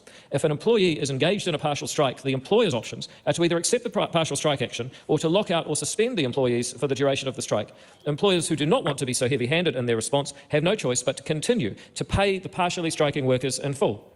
There is currently no provision to allow a more nuanced or proportionate response, as would be normal in a society where people believe in cause and effect thinking. The ability to make pay deductions in response to partial strikes was introduced in 2014 as part of a package of amendments aimed at ensuring a flexible and fair employment relations framework for both employees and employers. In 2018, the previous government removed employers' ability to reduce pay in response to partial strikes. Now, once this bill becomes law, an employer will not have to make a pay deduction in response to partial strikes. Under this bill, it will be an option for an employer involved in a negotiation. Employers will again be able to respond to partial strikes by being able to either reduce an employee's pay by a proportionate amount or deduct 10% of their pay. The ability to make a fixed deduction of 10% gives employers a choice in situations where it may be difficult to calculate a proportionate pay deduction. For example, for a large workforce, without the option to make it a fixed deduction, the administrative cost of calculating the proportion of work impacted could mean that it is not practical for some employers to make a deduction. Restoring employers' ability to make pay deductions for partial strikes could help incentivise both parties to return to the bargaining table and reach agreement sooner. This will reduce the impacts on communities that result from ongoing industrial action. I consider that enabling employers to make partial pay deductions provides the opportunity for a more balanced and appropriate response to partial strikes. It's also more consistent with the approach used in Australia and the United Kingdom. While I recognise the entitlement of employees to strike in support of their collective bargaining claims, they should not be able to do it at no cost to themselves, effectively putting the cost onto the employer, and as we heard in the case of schoolchildren and their parents and those patients waiting for vital medical scans, actually putting the cost onto the customers or the patients or the students of their employer. In conclusion, this bill will provide employers with a specific response to partial strikes by reintroducing the ability to make pay deductions in response to partial strikes. It is sensible, proportionate change that should minimise potential disruption to public services. All New Zealanders will be able to have their say on the bill when it goes to Select Committee. Mr Speaker, I just hasten to add that I have brought this bill and taken the speech on behalf of the Minister for Workplace Relations, the Honourable Brooke van Velden. And I have to say that while she could not be in the House today, she is doing a superb job across the portfolio of making our labour laws make sense for contractors, with holidays pay, with personal grievances. And I hear Camilla Bellich, the one-time employment lawyer, braying away there, saying she's constantly attacking workers. Actually, she's not. And it says something about Camilla Bellich's attitude towards the workers, that she believes something like this bill, the idea that if you work, you get paid. If you don't work, you don't get paid. If you work less, you get paid less. If you work more, you get paid more. To most New Zealanders, this kind of logic is common sense and first nature. To the Labour Party, they believe that you should be able to go on strike, inconvenience patients, inconvenience students, inconvenience parents, and still get paid the full amount, all the while creating incentives to continue industrial action. Well, Mr Speaker, once upon a time there was a Labour Party that actually believed in public services for the public. Their interest was an equal opportunity for every child to get an education, for every patient, whether or not they had the means to get healthcare. And what do you have today? You have a Labour Party that's going to stand up and complain and say it's an attack on workers to say that if you don't work, you don't get paid, and if you do work, you do get paid, and if you go on strike, you are withholding your work and not working, so you don't get paid. And then Ms Bellich, I note that you're the next speaker. That might be a good better opportunity than yelling across the House. Well, Mr Speaker, I've seen Ms Bellich give many speeches, and I'd never contest your ruling, but I'm not entirely sure about that one. Mr Speaker, the thing about it is... yeah, Mr Seymour, sit down. Camilla Bellich. Oh, no. You've challenged, criticised the Speaker's ruling, so I've curtailed your speech. So if your point of order is in relation to that, don't bother. Well, actually, Mr. Speaker, it is, because it was clearly in jest. I was facing significant barracking. To which Mr. Seymour, I had intervened, and you didn't need to do that. Sit down, Kamala Well, actually, Bellich. Mr. Speaker, I've got a right. Sit down, Mr. Seymour. Kamala Bellich. What a little bitch, man. I mean, like, talking about this, like, you take your break with, if your employer's currently understaffing you, you took your break, big 10% pay cut. Are they trying to introduce Ron off Viva La Dirt League to sit there and be the pay cut, the pay cut, the pay cut?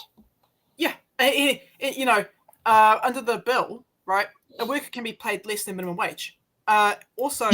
He's like, this is in line with what Australia does. Well, I looked up what Australia does.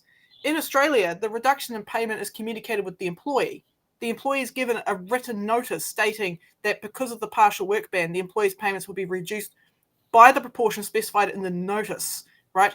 This bill that David is advocating for is worse than the current standards in Australia, because under this bill, the employer does not have to inform the employee of the amount that will be deducted until the deduction takes place.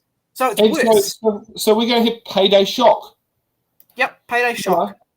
And here's the other thing is, who's the arbiter of what happens when does the employer go, I'm the aggrieved party and I've got the signing power to the checks, so I can play multiple roles in that, like, how do you ensure something like, I can't work, I can't take overtime, does not get mistaken as a 10% pay deduction. Going to the toilet, is that going to be seen as strike action, 10% pay deduction?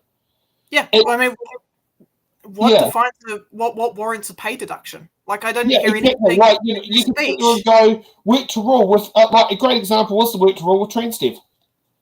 Yeah, I mean, I was looking at what New Zealand defines as a partial strike. So here it is. This is what you could be doxed for.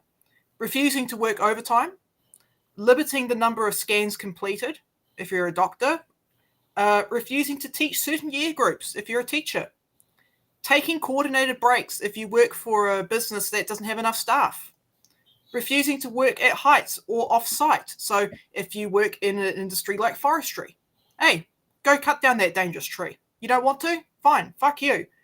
Refusing shift changes. So, yeah, this is like common shit that a normal person would look at and go, yeah, you shouldn't have to do that because it's unreasonable. But they've seen powers of these motherfuckers who want to. Are people going to get pay deductions because they have a Veronica skit on Facebook where, what do you call it? I changed the roster at 2 a.m. this morning and you closed at 11 p.m. Why weren't you here at 6 a.m. this morning? Yep. And even worse, I'll just respond to Dave pretty quickly. So it's an undocumented pay cut. Well, they don't have to announce the pay cut until they enforce the pay cut. So they don't have to tell you. It's a bit like the design plan of the benefit sanctions. Yeah. Let's give the short, sharp shock of a punishment. But what happens when you get it wrong? And that's the thing that needs to be in there. If you do a 10% pay deduction that is deemed unlawful, what's the penalty for the employer? I know, and even worse, like, you look at people who are minimum wage, right? What does a 10% deduction mean for them? That could mean the difference between being able to get to work and not being able to go to work. Yeah. So, and who's responsible when shit goes wrong? Because I can tell you right now, the people who go out and do negative consequences on people aren't prepared to own the negative actions and be responsible for it. It's like saying, hi there, I've made you starve to death, but I should not be charged for starving you to death because I'm not responsible for my actions. And that's the thing there is. People talk about consequences, but people do not talk about the flow-on effects and consequences. Not enough people have the guts to say, I made that bad decision and I owned it. Well, here's the thing. Dave is like asking, where's the paper trail? Well, in Australia, they've got a paper trail. Your employer has to give it to you in writing what they're going to do. Here, they don't have to.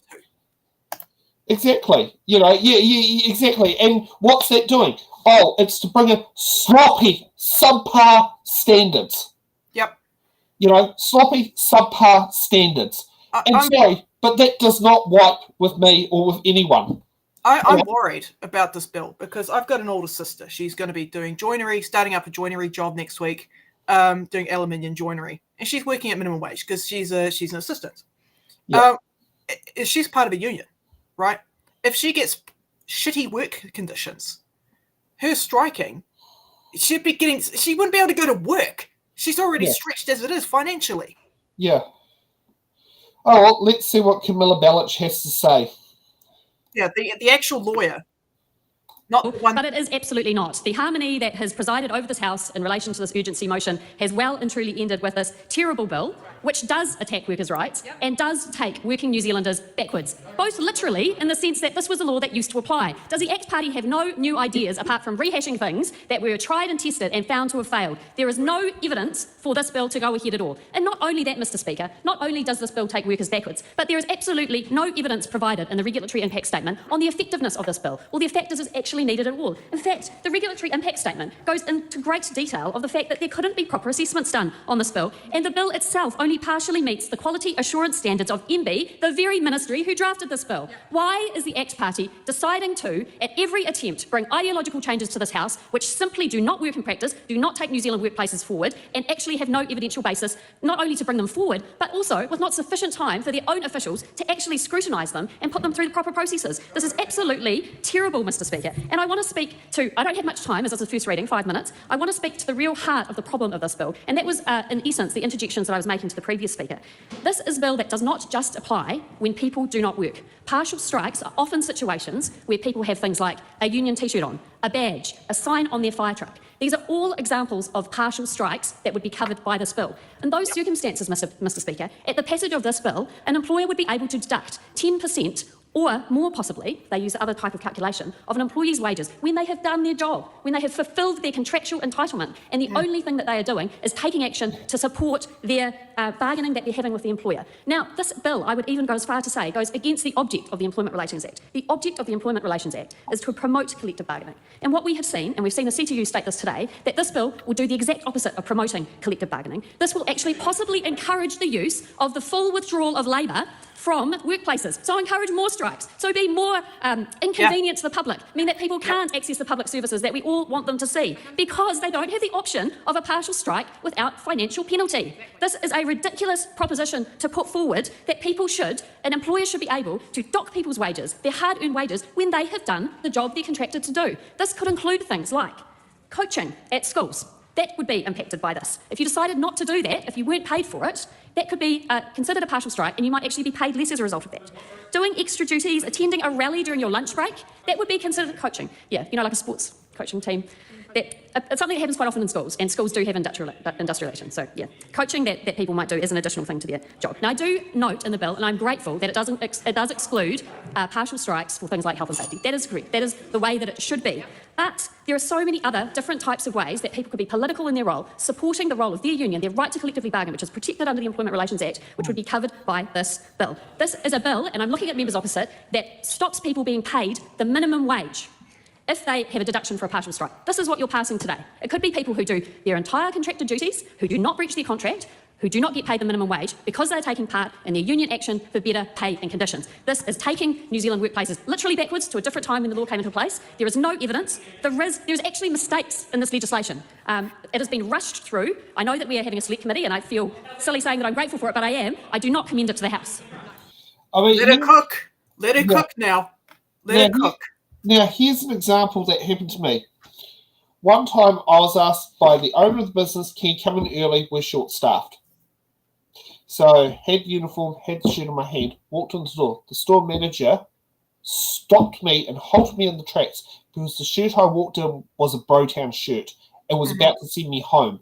I got called in because I was short-staffed. All I wanted to do was go to the toilet, change into my work uniform, because I got called in early. Now, I did become prepared having my uniform sitting in my car rather than sitting at home, because it was something I got heads up the day before from the owner.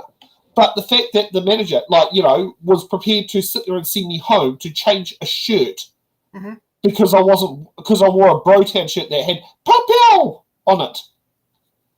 Now, is that going to be resulted in a 10% deduction? where does that line stop? Is it going to hit individual employment agreements? That sort of thing there. Oh, you got sent home to change your shirt, something stupid. Something stupid like that, where is the line going to be drawn? And exactly, it's like, it's like the employer is always right sort of mentality. I mean, I'd love to know what sort of consequences there are for, but the employer's right and they're wrong.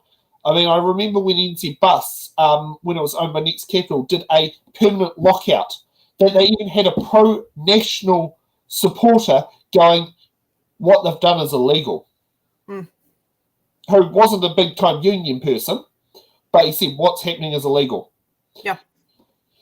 And later on got an injunction that actually resulted in it. And also something else that gets mentioned in here commonly as, instead of bus drivers going on strike, why don't do a partial strike, not collect bus fares? Well, actually in Wellington that would not work because it wouldn't punish the employer, it would punish the ratepayer. Yep. Just because of the way how fares are collected. I have a question for David. What evidence does he have that this will not increase the number of strikes occurring, like full-blown strikes? Actually, how will Simeon Brown handle one of these strikes on his hands? I wouldn't be surprised if this year is going to be the health sector year of the strike. I don't know when it's going to happen, but I'd love to, unfortunately, watch it explode. Yeah. So it's just like, the partial strike, that's like a warning sign. And then you have your full strike, right? Yeah. So it's like, they're just basically saying, let's get rid of the bells and whistles. Let's get rid of all that. Let's not have partial strike. Let's get rid of the railway warning bells to warn you train carry. Let's get rid of the barrier arms. Let's just have the train roar past at 110 kilometres per hour. Go hard or go home, literally. That's what David's asking. That's what David is asking for. It's like, okay, you either work or you go on a full strike. Okay, cool. Sweet. Yeah. Okay, let's see what Tiana Tuiona's got to say. That stole Christmas. Here we are, just a couple of weeks out from Christmas, and the workers are getting another kick in the teeth from this government, Mr. Speaker. This legislation is appalling. The government is introducing legislation that will make it easier to penalise workers fighting for better pay and conditions. It is dire, draconian and outright disgraceful, even by this own government's standards, Mr. Speaker. The ability to strike, organise and collectively bargain is a democratic right. These are critical tools that have empowered workers to contest and challenge unfair working conditions and the uneven playing field between them and their bosses. And we did hear comments about concerns about interruptions to public services, and I think we all share that. But you want to know something, Mr. Speaker? If you want to minimise disruptions to public services, you pay people properly. You pay the nurses, you pay the teachers, you pay people properly, Mr. Speaker. Because what's the count now of the number of people across the public sector that have lost their jobs? 6,000, 8,000, I've seen numbers up to 10,000. And everybody across the House, Mr. Speaker, likes to talk a big game about the brain drain. But where do you think these people go? Where do people go when they lose their jobs? They get on a plane and they get out of here to find better work and conditions. Mr. Speaker, the government is also getting ahead of the collective bargaining in the big public sector workforces next year to undermine their ability to strike and try to frighten the workers into accepting their miserly offers that are coming.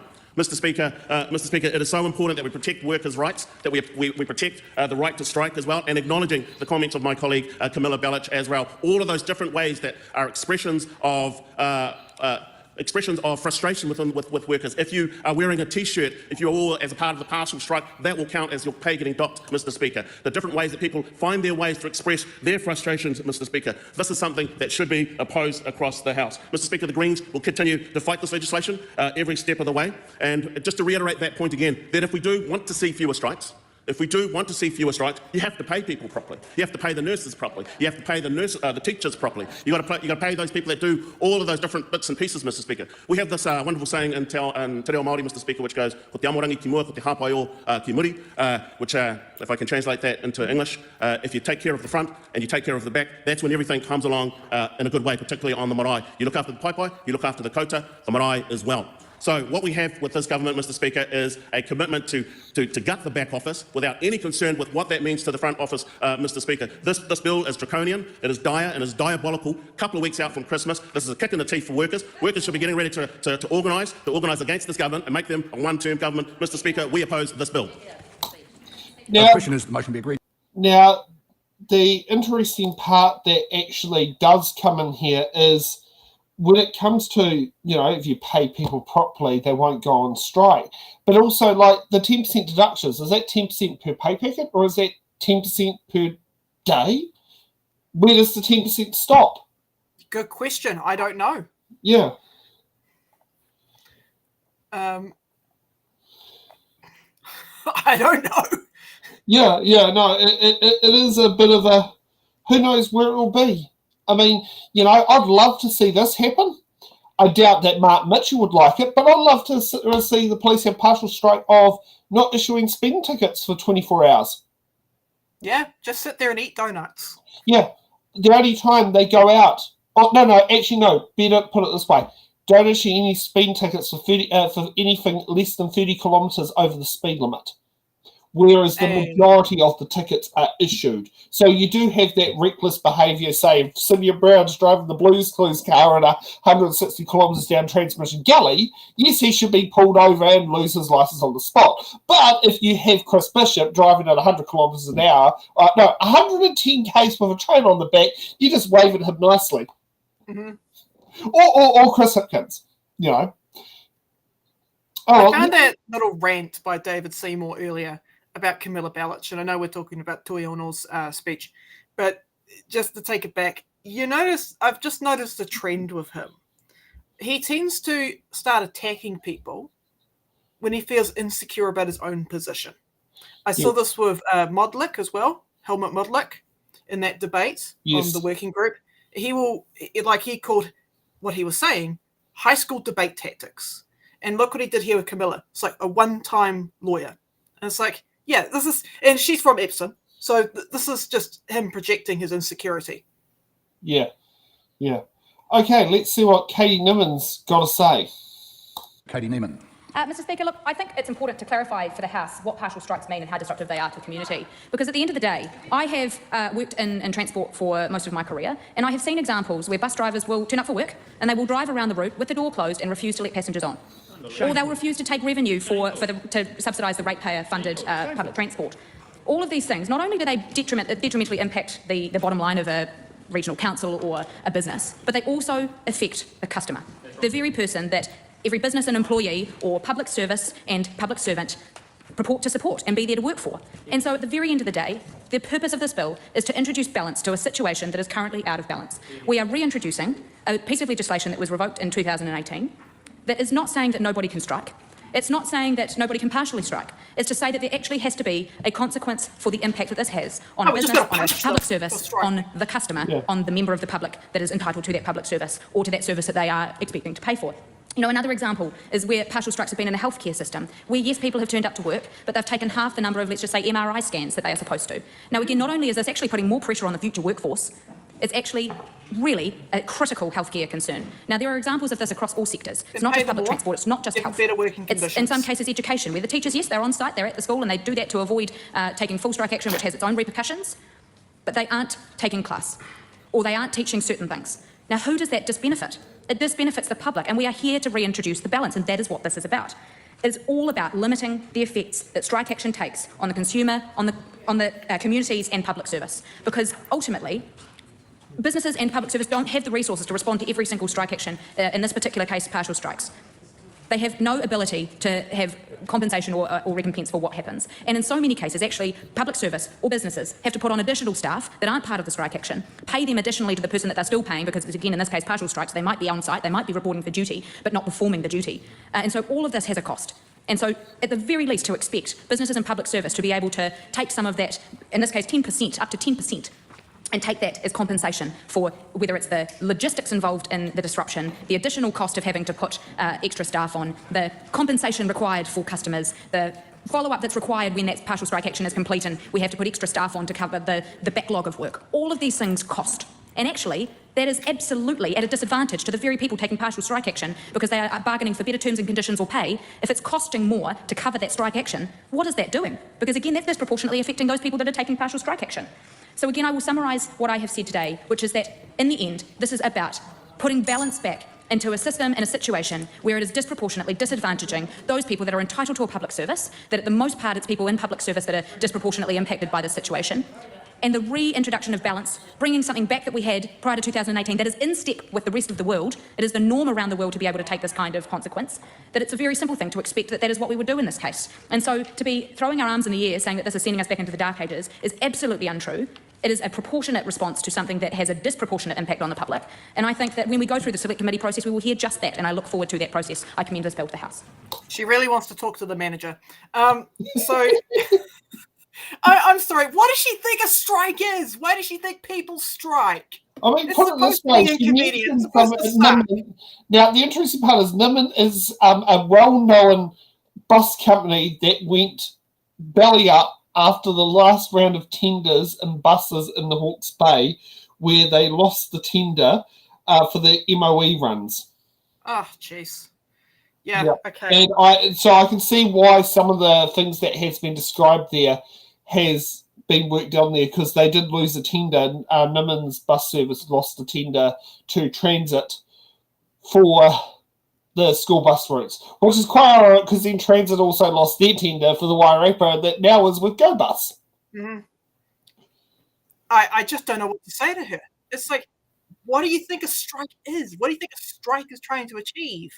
It's supposed to be a form of protest. It's supposed to suck. Yeah.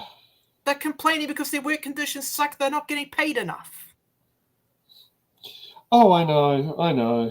We know this. We're just preaching to the choir. Yeah, exactly. Yes, most of the convergents are watching the show. We haven't seen Dr. Eric popped up, so yeah. Mark Patterson. Thank you, Mr. Speaker. New Zealand First supports this Employment Relations Pay Deduction for Partial Strikes Amendment Bill. We have always believed in the egalitarian principle that a fair day's work deserves a fair day's pay, but both those two things need to go together. To get your fair day's pay, you do have to do a fair day's work, and to be able to withdraw your labour and still get paid doesn't balance in our view. There should be some consequences, and we absolutely support the right to strike and withdraw your labour, but it cannot be done at the expense of your employee who you're bargaining with. That's a disproportionate balance of power, and exactly the opposite of what the previous bill purported to do. So we do think that this rebalances and is proportionate, and it does incentivise both parties to settle. The employer, if there's a partial strike going on, is still paying a price. They've lost that productivity during that period, and the chance of a spurious walkout is mitigated because there is consequences for people withdrawing their labour, workers withdrawing their labour. So it just is sensible to us. It's balanced. It hopefully will save the nuclear option of having to have a lockout or full strikes, because it will incentivise both parties to come to the table. So that seems fair to us. And we have seen the consequences of this at a number of occasions since the law that we're repealing has come into place. Particularly, I know from personal experience, the teachers' strikes that under the last government, where the teachers were just striking and the inconvenience to the general public was enormous because we didn't have the flexibility and the parents didn't have the flexibility and had to work around all those scenarios. It was tremendously disruptive to the broader community, and the teachers were able to strike with impunity at that point. And that was under the previous administration, so all these dire catastrophising over there from the Green Party, saying that, just pay people better. Well, that, conceivably they would have been wanting to, they were part of a government and confidence and supply with the government that conceivably would have wanted to pay them as well as they could, but there are real-world consequences. Everyone and every government has got a budget they've got to keep to. Every employer has got a budget they've got to keep to. So this balances that out. We've got consequences on either side. It is a sensible bill. It is a balanced bill, so New Zealand First will commend it to the House. Yeah. Does he want people to go to Australia? Like, what the fuck are we doing? It's like, it's just giving the employer a nuke. It's like, oh, no, you don't get to go to partial strike because I'm not listening to you. I get to throw a nuke at you and I get to shut down the entire business. Yeah, I mean, put it this way. He was trying to, his speech kind of want to give half a bob to each way. Yeah, it's like, oh, it needs to be balanced. No. What needs to be balanced is you need to understand why the partial strike is occurring. And you need to understand why people don't want to work under shitty conditions for shitty pay. Yes, with micromanaged bosses who think acting like Gordon Ramsay is a good way to be a boss. Like, oh, yeah, I'll just wear this T-shirt. Oh, yeah, okay, 10% off. Okay, yeah, I'll wear this badge. Another 10% off. Okay, it's like, oh, I want to have a lunch break. Okay, here's another 10% off. Deduct. I won't take my unpaid lunch break 10% off. Yep. The 10% deduction sale. See how much you still have left on your pay packet by the end of the pay period. What is sensible about this? Like, it's just gonna incentivize people to go, fuck it, I'm just gonna go on full strike then. Let's get together, boys. Let's go on a strike. Yeah. Okay. Let's see. Now there's a week. Debbie Naroa-Packer. We continuously hear from and see from the government for the elite, by the elite, from the elite, out there to make sure that they'll demonise every hard-working, every community, anyone that wants to fight for their rights. What was continuously seen from this government. And while I heard my colleague on the right calling them the Grinch, I just think that's way too kind. What we have here, and I think this probably about this time last year, we were speaking to the reintroduction of the 90-day trials. And that really should be of no surprise that we're here today again, talking about why people shouldn't strike, pretending that we're worried about the services. Actually, what you're worried about is the shareholders' profits. The shareholders' profit margins, because that's effectively what productivity is turning around for you. So let's just remind ourselves what we hear about. And this government's whole tough on crime, now tough on employers, seems to be really the key message. Point of order, Honourable David Seymour. I wonder if you might draw the member speaking's attention to Standing Order 112. She's so far spoken for a minute and hasn't actually addressed the bill. She has made a number of imputations about the motivations of the government, to which you might draw your attention to Standing Order 121, I think it is. That's also the purview of the chair. So thank you for that advice. Carry on, Ms Naroa-Packer. Thank you. And what we see here is, sadly, a bill that's been forward, a bill called Employment Relations Pay Deductions for Partial Strikes Amendment Bill. And what we see is it's been brought forward here to demonise workers, to demonise and enhance and help bad employers, because it's always been about a good employer will not want to see things carry on. They will not want to see their staff strike, and they will want to mitigate it and come together and negotiate and settle as fast as possible. But what we have here is that, truly, I just want to give a list in respect to this bill and how it relates to marginalised workforces. Wahine Māori and Pacifica are effectively working for free for the rest of the year when they compare to the pay to the average Pākehā man's salary. Over a lifetime, Māori women will have earned over $400,000 less than Pākehā men. Discrimination in the workplace, because this is why we fight for rights. Discrimination in the workplace. We know that Māori are adversely affected. Approximately 93% of Māori have experienced some form of workplace discrimination, as disclosed in findings released just last year. This is why we have strikes. Māori are often represented... Some references to the bill would be good around and some speaking about the bill. Māori are often represented in sectors including agriculture, construction and hospitality. These types of working environments are notorious and why they are part of the partial striking environment. When we strip workers of their rights to protest and strike against these types of realities, these types of working conditions, and place that put bad employers ahead and use the balance of power, because that's really what this bill is about. It's about the balance of power and those in workplaces that are unsafe, those that are sitting there fighting for their rights to be paid better, to be recognised better, to end discrimination. The right to strike is a fundamental democratic right, one that we've been very proud of having in Aotearoa, especially when working conditions become so dire that there is no other means by which to make their voices heard.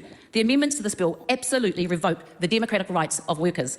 And this government, particularly the ACT Party, these amendments expose their true agenda, the agenda to support and look after the profits of the shareholders that we see from entities like, an Atlas, revealing not a democratic party, but rather one that would prefer to silence the voices that advocate for change.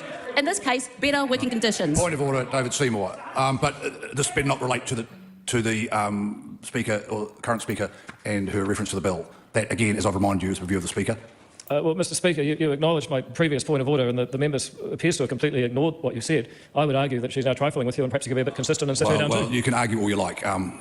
Carry on. Thank you. This bill is not about protecting workers or the general public. It's about protecting unfair, bad employers from any consequences. And really what it comes down to is being able to make sure that those workers are able to deliver these services and that they are working for good employers and that they are able to strike and demand better conditions that cannot put themselves and their jobs at risk. It's simple. A broken workforce means broken services, whether it's healthcare, education or public safety. Te Pāti Māori do not support this bill. David Seymour and the constant interruptions. Jesus Christ. I'm just trying to understand the logic here. I really am. Do people are not going to work for less? They're not. Then what are we doing? Why are we trying to devalue labour? Not the party, the actual thing that people do. Unlike David Seymour. Why? I just don't fucking get it. Yeah, I don't think any of us with a brain gets it. It seems to not be logical. Seems to be some dystopian idea that just makes no sense. Jesus. Yeah. Now let's see what Carl Bates has to say. and I can't help, as we speak this evening on the Employment Relations Pay Deductions for Partial Strikes Amendment Bill, to listen to the irony that's coming from the other side of the House. On the one hand, they want us to create employment relationships here in New Zealand that are fair and reasonable.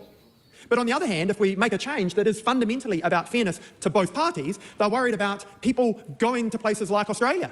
Well, I want to remind Mr. Speaker, the Speaker from the Green Party who spoke, Te Ano, who spoke about them getting out of New Zealand and heading off to Australia.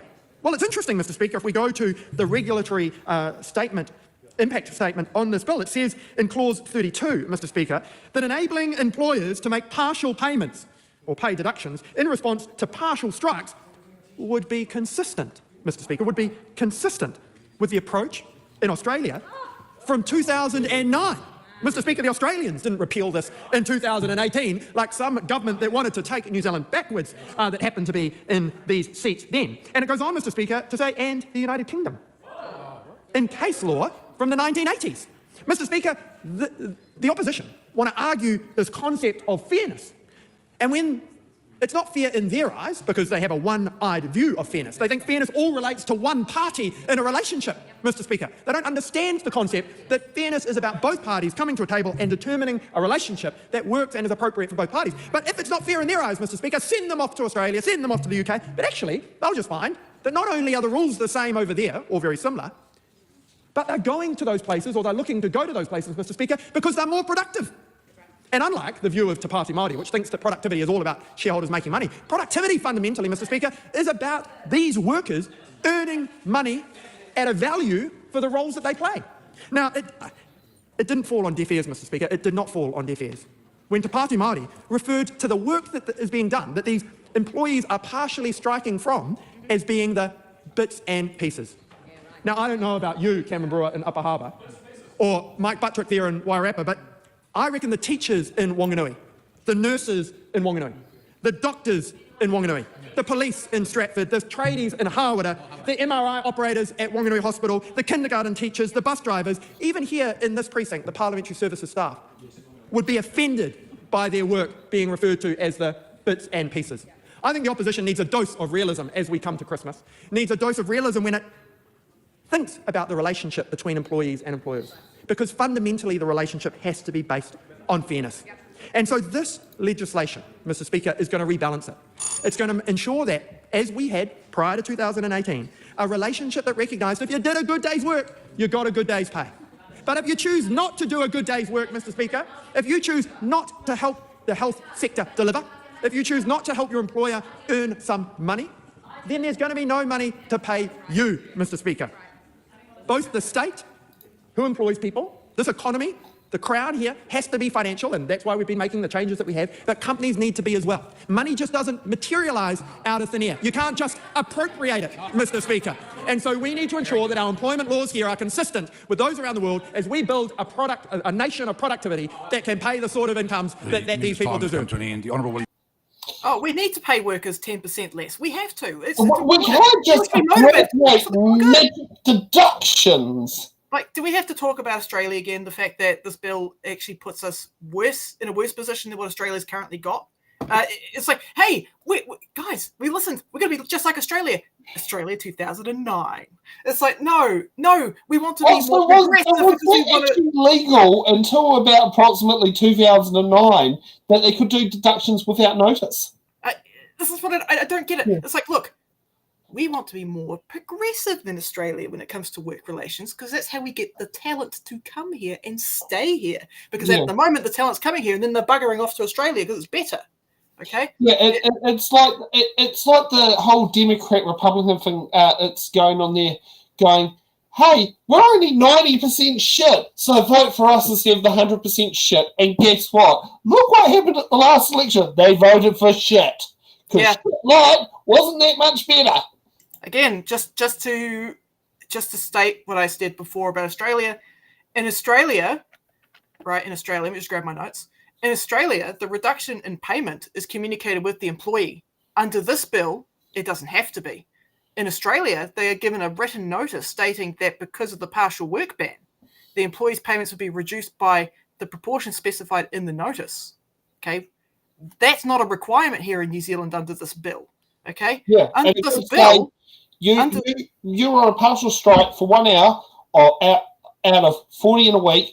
Let's take 10% off or 4 hours deduction of pay off you for it. When reality land is, it should be, if there was a deduction, it should be 10% of 1 hour.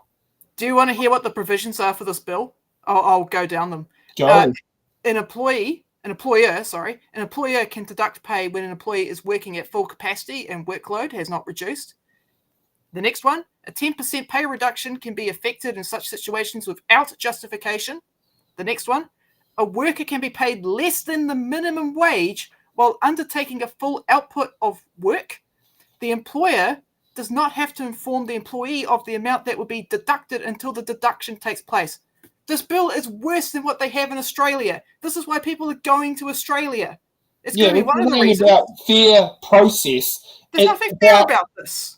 Where's the consequences when it's abused?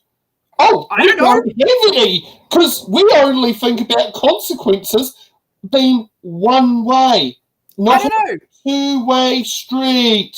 Remember the other bill that National's arguing for, how people can't go to the police if they're being abused because they're being underpaid? Yeah, exactly. This could bring in wage theft. Yeah. Legalised wage theft. Basically, that's what this bill is. It's legalised wage theft. Yeah, legalised wage theft without justification and to be a slobby, subpar employer. Yep. Now, let's get ready for Willie Jackson. Let's go. Shocking speech, Mr. Speaker. Absolute shocker. And powerful, of course, from an ill-informed National Party who sadly are being led around by the one and only David Seymour over there, who's taking all their votes at the moment, Mr. Speaker. As you can see, the puppet master is leading them. Now, in terms of this employment relations pay deduction for partial strikes amendment bill, just for Mr. Seymour, I wanted to quote that bill for him, Mr. Speaker, because we had a hikoi the other day. Mr. Seymour he'll recall it. He was bravely standing 3 kilometres from the hikoi with all his police escorts around him, but it was the very brave and courageous David Seymour was there, and he was looking out at the hikoi. Why I'm mentioning the hikoi, Mr. Speaker, is because thousands of workers were participating on that hikoi. Thousands. So that's why this is so relevant. It wasn't just about Māori, Mr. Speaker. It was about New Zealanders participating and protesting against Mr. Seymour and his useless, rotten ACT party and a national party that has walked away from their principles and what they stand for. This is yet, as Camilla Ballard said, yet another attack, shocking attack on workers' rights. Oh, you're not going to complain about me calling you part. Sit down, please, Mr. Honourable David Seymour. Point of order. I shouldn't need to do this, but I wonder if you might draw the member's attention to the standing orders I referred to earlier, particularly 112 about relevance to the bill. I wonder if the member considers when he stands on his feet to do this, whether he actually might be buying another minute or so for the person who's speaking. But I'll let him consider that. Carry on. As I'll point out, that is a job for the Speaker. Carry on, Mr. Jackson. But please don't take that as an invitation. Oh, no, that's all right, Mr. Speaker, that's all right. But I do have to make it clear, Mr. Seymour, that on that hikoi, 60,000 plus, so many workers were protesting against his dirty, rotten ACT party and this coalition, Mr. Speaker. And it's important that we make the point today that workers are sick of it. This is a day where nurses are walking out, Mr. Speaker. They're walking out. This is a cynical move by the government. They're amending our work from 2018, and it weakens workers' ability to ask for better conditions and pay. That's just the reality. And it's part of this wider government's strategy in terms of rolling back workers' rights, including getting rid of fair pay agreements, 90-day trials. It just continues and continues. And Mr. Speaker, you have to ask what is driving this coalition government in terms of their agenda. It's very upsetting for us when we think about workers, Mr. Speaker, who could get docked or penalised for nonsensical things. And it's already been mentioned by Camilla Ballard, wearing a T-shirt, losing their wages. They could have, going by this particular agreement, if they went on the hikoi, they would have been, they'd be in their own time. But Mr. Seymour and this absolutely relevant, because so many of those workers hate you. And absolutely relevant that I put on the table that thousands of people are not just protesting against the breach of Māori and treaty rights, they're standing up for their rights, for their workers' rights. And as Camilla Ballard said, this doesn't stack up. Doesn't stack up on our RIS, doesn't stack up in terms of what the CTU is saying. And in fact, we had the President, Rachel McIntosh, calling on political parties to vote down this terrible piece of legislation. She said it will undermine, Mr. Speaker, the ability of workers to engage in industrial action and may even lead to workers losing pay for simply doing their job. So what I'm saying here is on the job they can lose money, Mr. Speaker. They can be docked for wearing a T-shirt. They can be docked for anything, all in the name of productivity, as the brilliant member from Whanganui, Whanganui talks about. And I'm actually talking about Tariana Turia. So certainly not that. Certainly not that member over there. But they can be docked for nonsensical things, all in the name of productivity. What is that? You know, what is that? We know what it is, but the other side have a different view in terms of how productivity works. Market flexibility is not the be-all and end-all in terms of workers' rights in this country. So I say today, on behalf of Labor, we are disgusted by this bill that Mr Seymour and his team are putting up. It's yet another attack on workers' rights. It's another attack on basic rights that every worker in this country should be entitled to. And we just ask the question, when is this going to stop, Mr Seymour? The time has come to leave.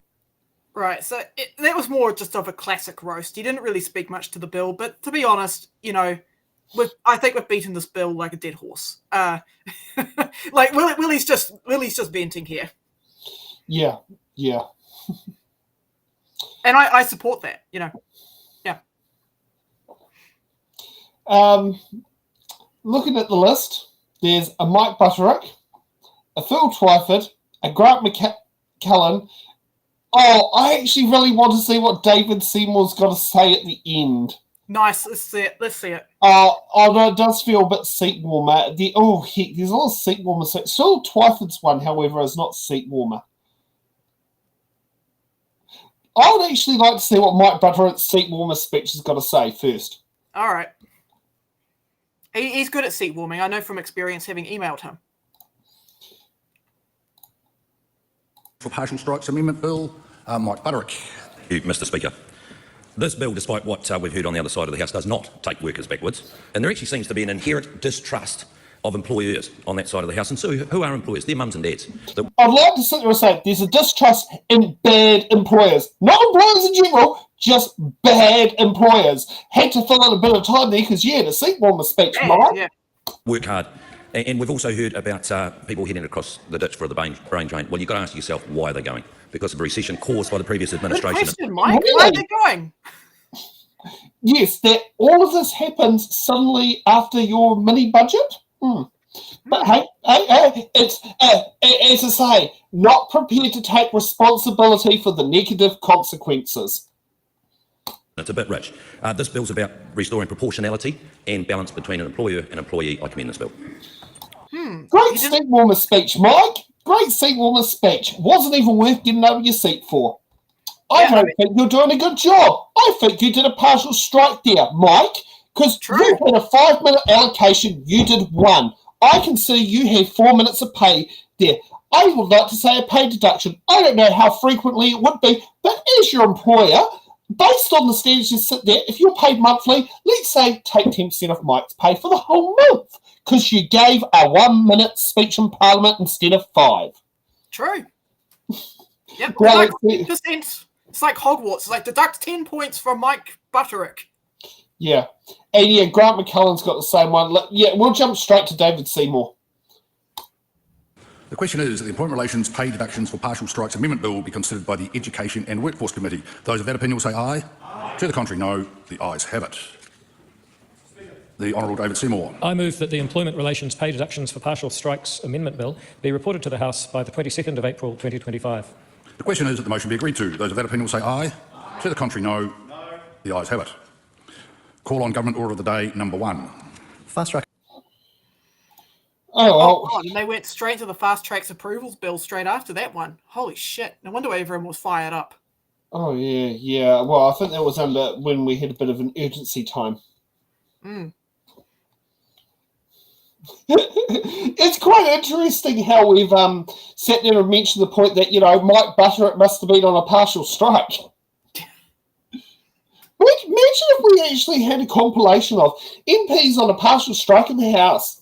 And that'd be good, yeah. Use these things there. You've been allocated 5 minutes. You did 1, 10% pay cut. Yep. And let's do it, yeah. Let's be consistent. Let's get the balance back in Parliament. Yeah. Balance between the taxpayer and the politician. Yeah. Now, I've had a bit of fun with some AI music thing there. Thank you, Paul, for letting me know about this website. But this has come. Some of these tunes have come out there. So this is the one we had from earlier, which I will head back to there, and you've got to do it this way so you can actually hear it.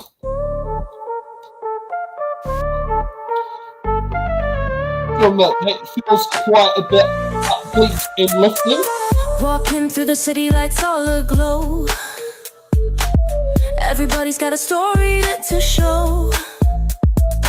Wheels keep spinning, streets overflow.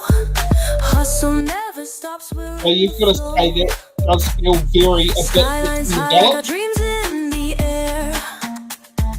Concrete jungle, we got flair. Rhythm of the night, we don't care. Underneath the stars, we breathe rare. And the interesting thing is you can put some parameters in here. This is one it did for the order paper, like to make a rap song that went with it.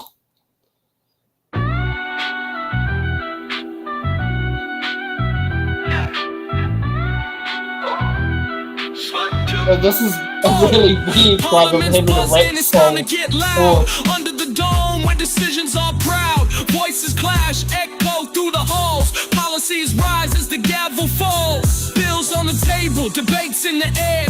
Legislation crafted with care. Voices of the people, voices of the streets, echo in chambers where the leaders meet. Oh, tick tock, the order paper's hot. Debate and discuss change is what we've got. Every word counts, every vote too. New Zealand Parliament, this one's for you. Dynamic urban rhythm in the flow. Every law passed a seed we sow. From the beehive to the urban beat, listen as our politicians greet. Shares of filled faces stern, back and forth, it's a lesson to learn. Parties collide, but the aim is clear. A stronger future, year after year. Tick tock, the order paper's hot. Debate and discuss change is what we've got. Every word counts, every vote too. New Zealand Parliament, this one's for you.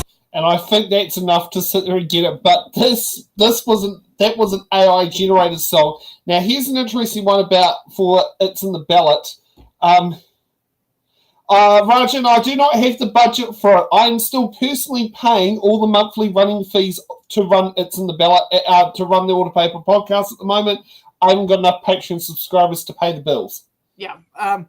It's pretty scary how good AI is getting. Yeah. Like that first one, I was like, yeah, the tune itself sounds like AI, but the singing, shit, it's getting pretty good at the vocals now. I mean, I'm not much of I mean, people know my stance on AI. I'm not much of an AI fan, just because I prefer to pay people. But you know, when you're a small show, having AI as a placeholder for something is not a bad thing.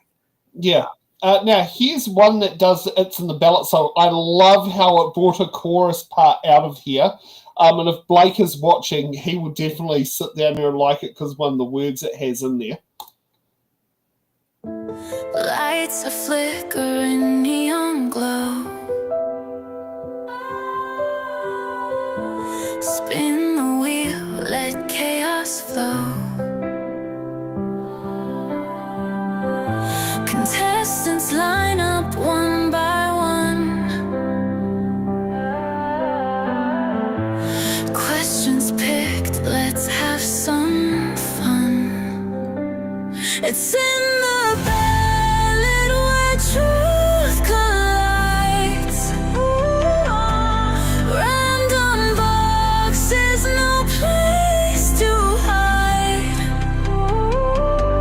Voters' voices like thunder roar. Who knows what's behind each door?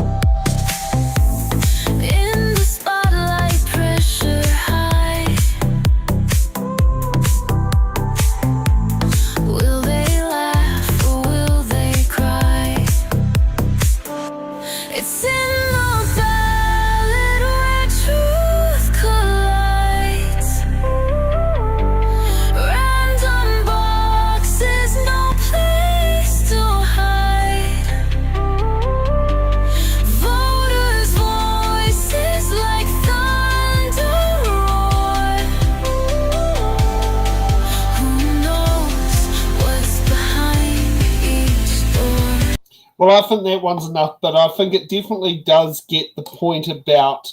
I love how it says where the truth collides. Yeah. It's something that I just thought was quite a good one. I've tried doing an edit of that song, but it won't give me. It's recreated it doing my edited lyrics, but it's not done the same melody. And I like the melody of that song, but I've changed the words more appropriate. Like, we don't have a wheel you spin on. It's in the ballot. Yeah. You know, it's not. It's a political show following a theme of a TV show, of an old classic New Zealand TV show. Now, just for those who are wondering, because I know there are some people who I've just had one Simon's mentioned the council I'm definitely keen on covering. Maybe, Simon, you could help chip in, because the venue I want to use is not exactly cheap, but nothing's cheap in Hamilton. But I do like the what's it called? The Motions Entertainment Centre. I do like that place. It's quite good. Now, I will boost this up just so you can see it. But we have... So Jill did something similar to this last general election. So we've followed a similar format. Now, this is not... so these show dates are what we want to do.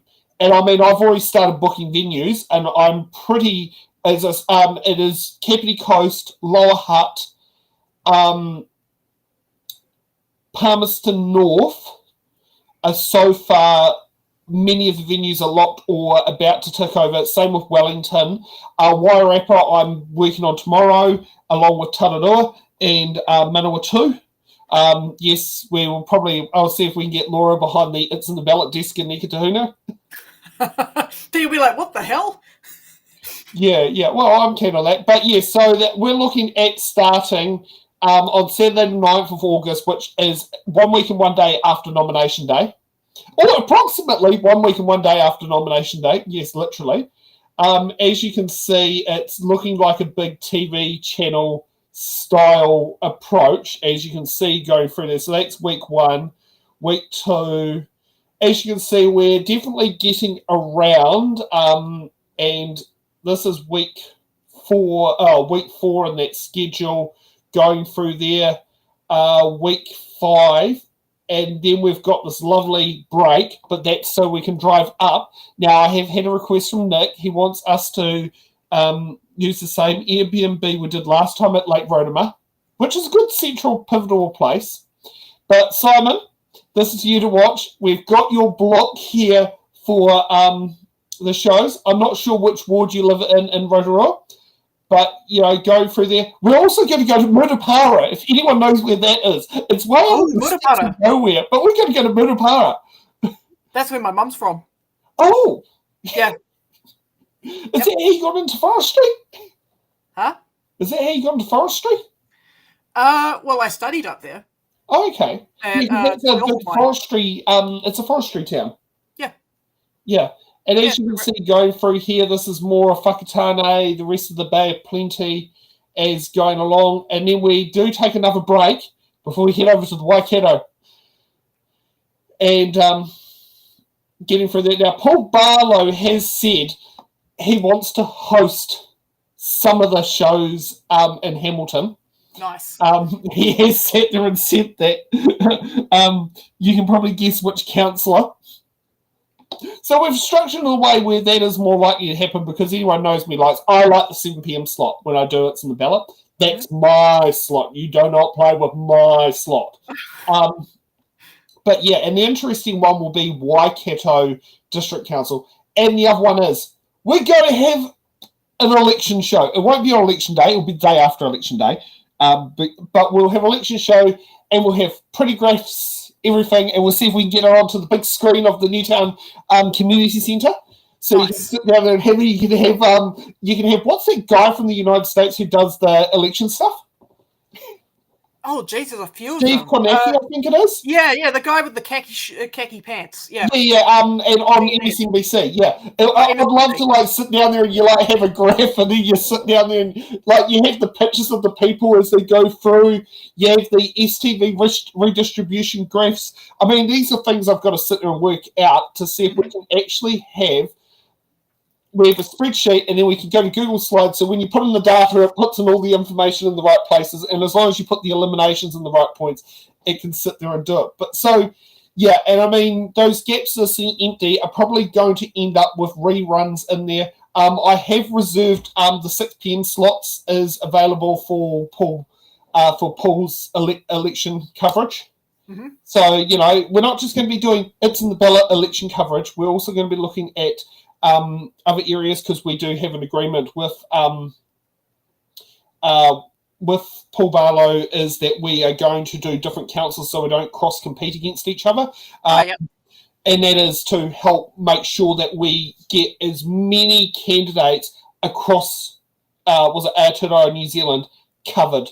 And one of the things we are going to be putting in there, unless you're in Carlton District Council, which it won't work because they didn't even bother deciding to enact getting a Māori board, let alone establish it, then having to disestablish it or anything. They chose not to have one, considering they only have 800 people on the Māori, of a Māori electoral population, which was part of the reason why they decided not to do with it, because it would be like 7 votes for the general roll, 1 for the Māori. We will be asking the hard-hitting questions. How will you be voting in the Māori ward referendum and why? Oh, yeah. And that will be community board, councillors, and mayoralty races. That's a good question. Yep. And also for where you have different councils, like there are some councils, like if you're in Upper Hutt, actually in Upper Hutt, you're still going to get it because of the regional council. Because Greater Wales Regional Council has to do the referendum on the Māori ward. Oh, right. Okay. But yes, and we will be working in the next week to see if we can start getting volunteers to sit and enjoy it. So Simon, if you want to be part of our Bay of Plenty team, I'm keen. Because, you know, at least I don't have to worry about having to fork out having to find accommodation for you.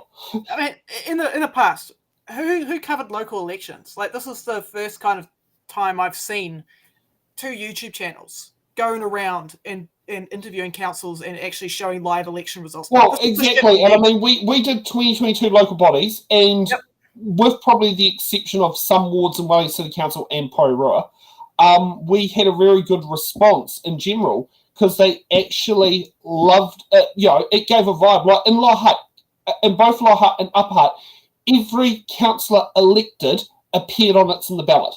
Yep. You know, it's just like it was ecstatic, and they like that. It helped give coverage and it helped people know what was happening in local body politics, because you know so often people would not know. I mean, the only frustrating thing was, and this is why we actually did reruns. We would constantly ask questions. When are you going to hold the show for the show that you've already held? And it's the reason why the rerun thing actually started, which was because. Doing it. Yep, Simon, you're right. Selective newspapers did local politics news, but it's very selective. You are so right, and that is the same with the Post in Wellington. In the case of Wellington City, they do a fantastic job of covering Wellington. They do bugger all for Porirua, for Upper Hutt, for Lower Hutt. Yep. And the one, there was one article that was meant to be on It's in the Ballot on the candidates. The sales manager vetoed it for one of the local newspapers. So that's something to know, because the journalists used our show to get the content to help inform voters in one particular local newspaper. So yeah, and then he went to have and the story got vetoed. But yeah, it's useful to sit there and have politicians and journalists around. So thanks for watching us. We will have our latest updated form for panellists, and we're working on a bit of a different system this year on panellists too, so we don't end up having this, making a big jump in and on Friday doing a mad rush. We are working on a slightly different system, but it will be a bit of a trial and error to make it work, because we'll have to contact that panellist on Friday and say, well, which bill do you want to cover? And if the House goes into urgency, oh, bloody hell. We will also do a special later on about Treaty Principles Bill once we find out when the timetable is and how they're going. I'll be honest, in my submission, I asked not to speak at that particular bill because I want to help other people actually have the chance to speak. Yep. Yeah. Yep. However, I have put one on the Social Security's legislation amendment bill, and I've compared some of the sanctions being proposed to be the equivalent that would be called domestic violence, and if it was a relationship where one partner was withholding money from the other. And I'm very tempted it's going to annoy one ACT MP who's on that select committee. The other thing I actually do want to do, Laura, you might, I'm not sure what you think about it. Should we email Shortland Street and ask for them to see if they can put a storyline to cover local body politics, and also have a situation in their storyline of, have you received your voting papers yet? Oh, you've got to go to the library and do a special vote and show what happens in that vote. I'm wondering if we should do it and see if we can try and get a it's in the ballot version of the Ferndale mayoral debate. I'll only watch if it's got crazy candidates in it. I don't know. It's got to have conspiracy theorists and QAnon and all that stuff. Then I'll watch it. I'll go, okay, right. This is. I love that. Would Shortland Street actually be able to? Would they be able to have? Well, if they had some crazy candidates and had some good ones. I mean, they had one where they had a by-election in there, and it ended up being Mason Kirk. They seem to have this weird thing of they have these by-elections. These candidates get elected. And then suddenly, like a term or two later, like a year or so later, they're out of politics. But no one seems to get elected at the normal time, except for when Marge became an MP. Mm-hmm. If anyone remembers when Marge became an MP on Shortland Street. Yeah. I don't watch Shortland Street, but if it has more crazy characters, yeah, I'll consider it. I hear Pat was an actor in Shortland Street. Oh. He was like a rubbish bin man or something. He's like a homeless bum. I don't know what, but he's like a background actor. Oh, yeah. Oh, I mean, also one of Stacey Screen Alistair has done many background characters of Shortland Street as well. And and it's interesting. Stacey, who went to college with Emmett Skilton, ironically, Emmett has had both behind the scenes and in front of the camera roles on Shortland Street, including one time he had to put on a fake American accent. Because the New Zealand rules stated it's something like you can only if you have someone longer than a certain number of days of filming, they have to be brought from within the population. Oh, okay. Yeah, it's something. And a great example of that was when they had Harry's girlfriend from China who tried to play broken English, but her English was better than broken. And so, same with the father. I think the father had a bit of a stronger accent, but his English was still very good. Okay. Yeah, and you could tell they had Kiwi actors playing these not Kiwi characters. Mm-hmm. Yeah, it's an interesting one, and plus also the person who plays Madonna actually has been came to New Zealand as a teenager, even that both her real life and her character are from the Philippines. She's been in New Zealand since she was a teenager. Yep. And she can drive a manual car. Oh, there you go. Yeah. Oh, well, we'll make a move. We'll see you guys next week back at 8 p.m. for some more filler shows. And then the politicians are back straight after Auckland anniversary weekend. For those in Wellington, we're going to enjoy our public holiday tomorrow for anniversary day. And those who are around the country, just don't worry about us. Function like normal. Or take a holiday, but the partial strike bill hasn't gone into effect yet, so take a damn holiday. Yes. Or be like Kiwi Skirt and write a submission on it. Yep. Okay, have a good evening and see you next week. Okay. Thank you for watching The Order Paper, your express ticket to the New Zealand House of Representatives. Every episode, we unravel the complex world of legislation, debate, and democracy. From bills to select committees, we've got it all covered. From our team of political commentators who will dissect and explain what's happened so you can remain up to date on what's happened in the Aotearoa, New Zealand Parliament. To support our channel, you can become a Patreon member at patreon.com/It's in the Ballot. The Order Paper podcast is brought to you by It's in the Ballot Productions, live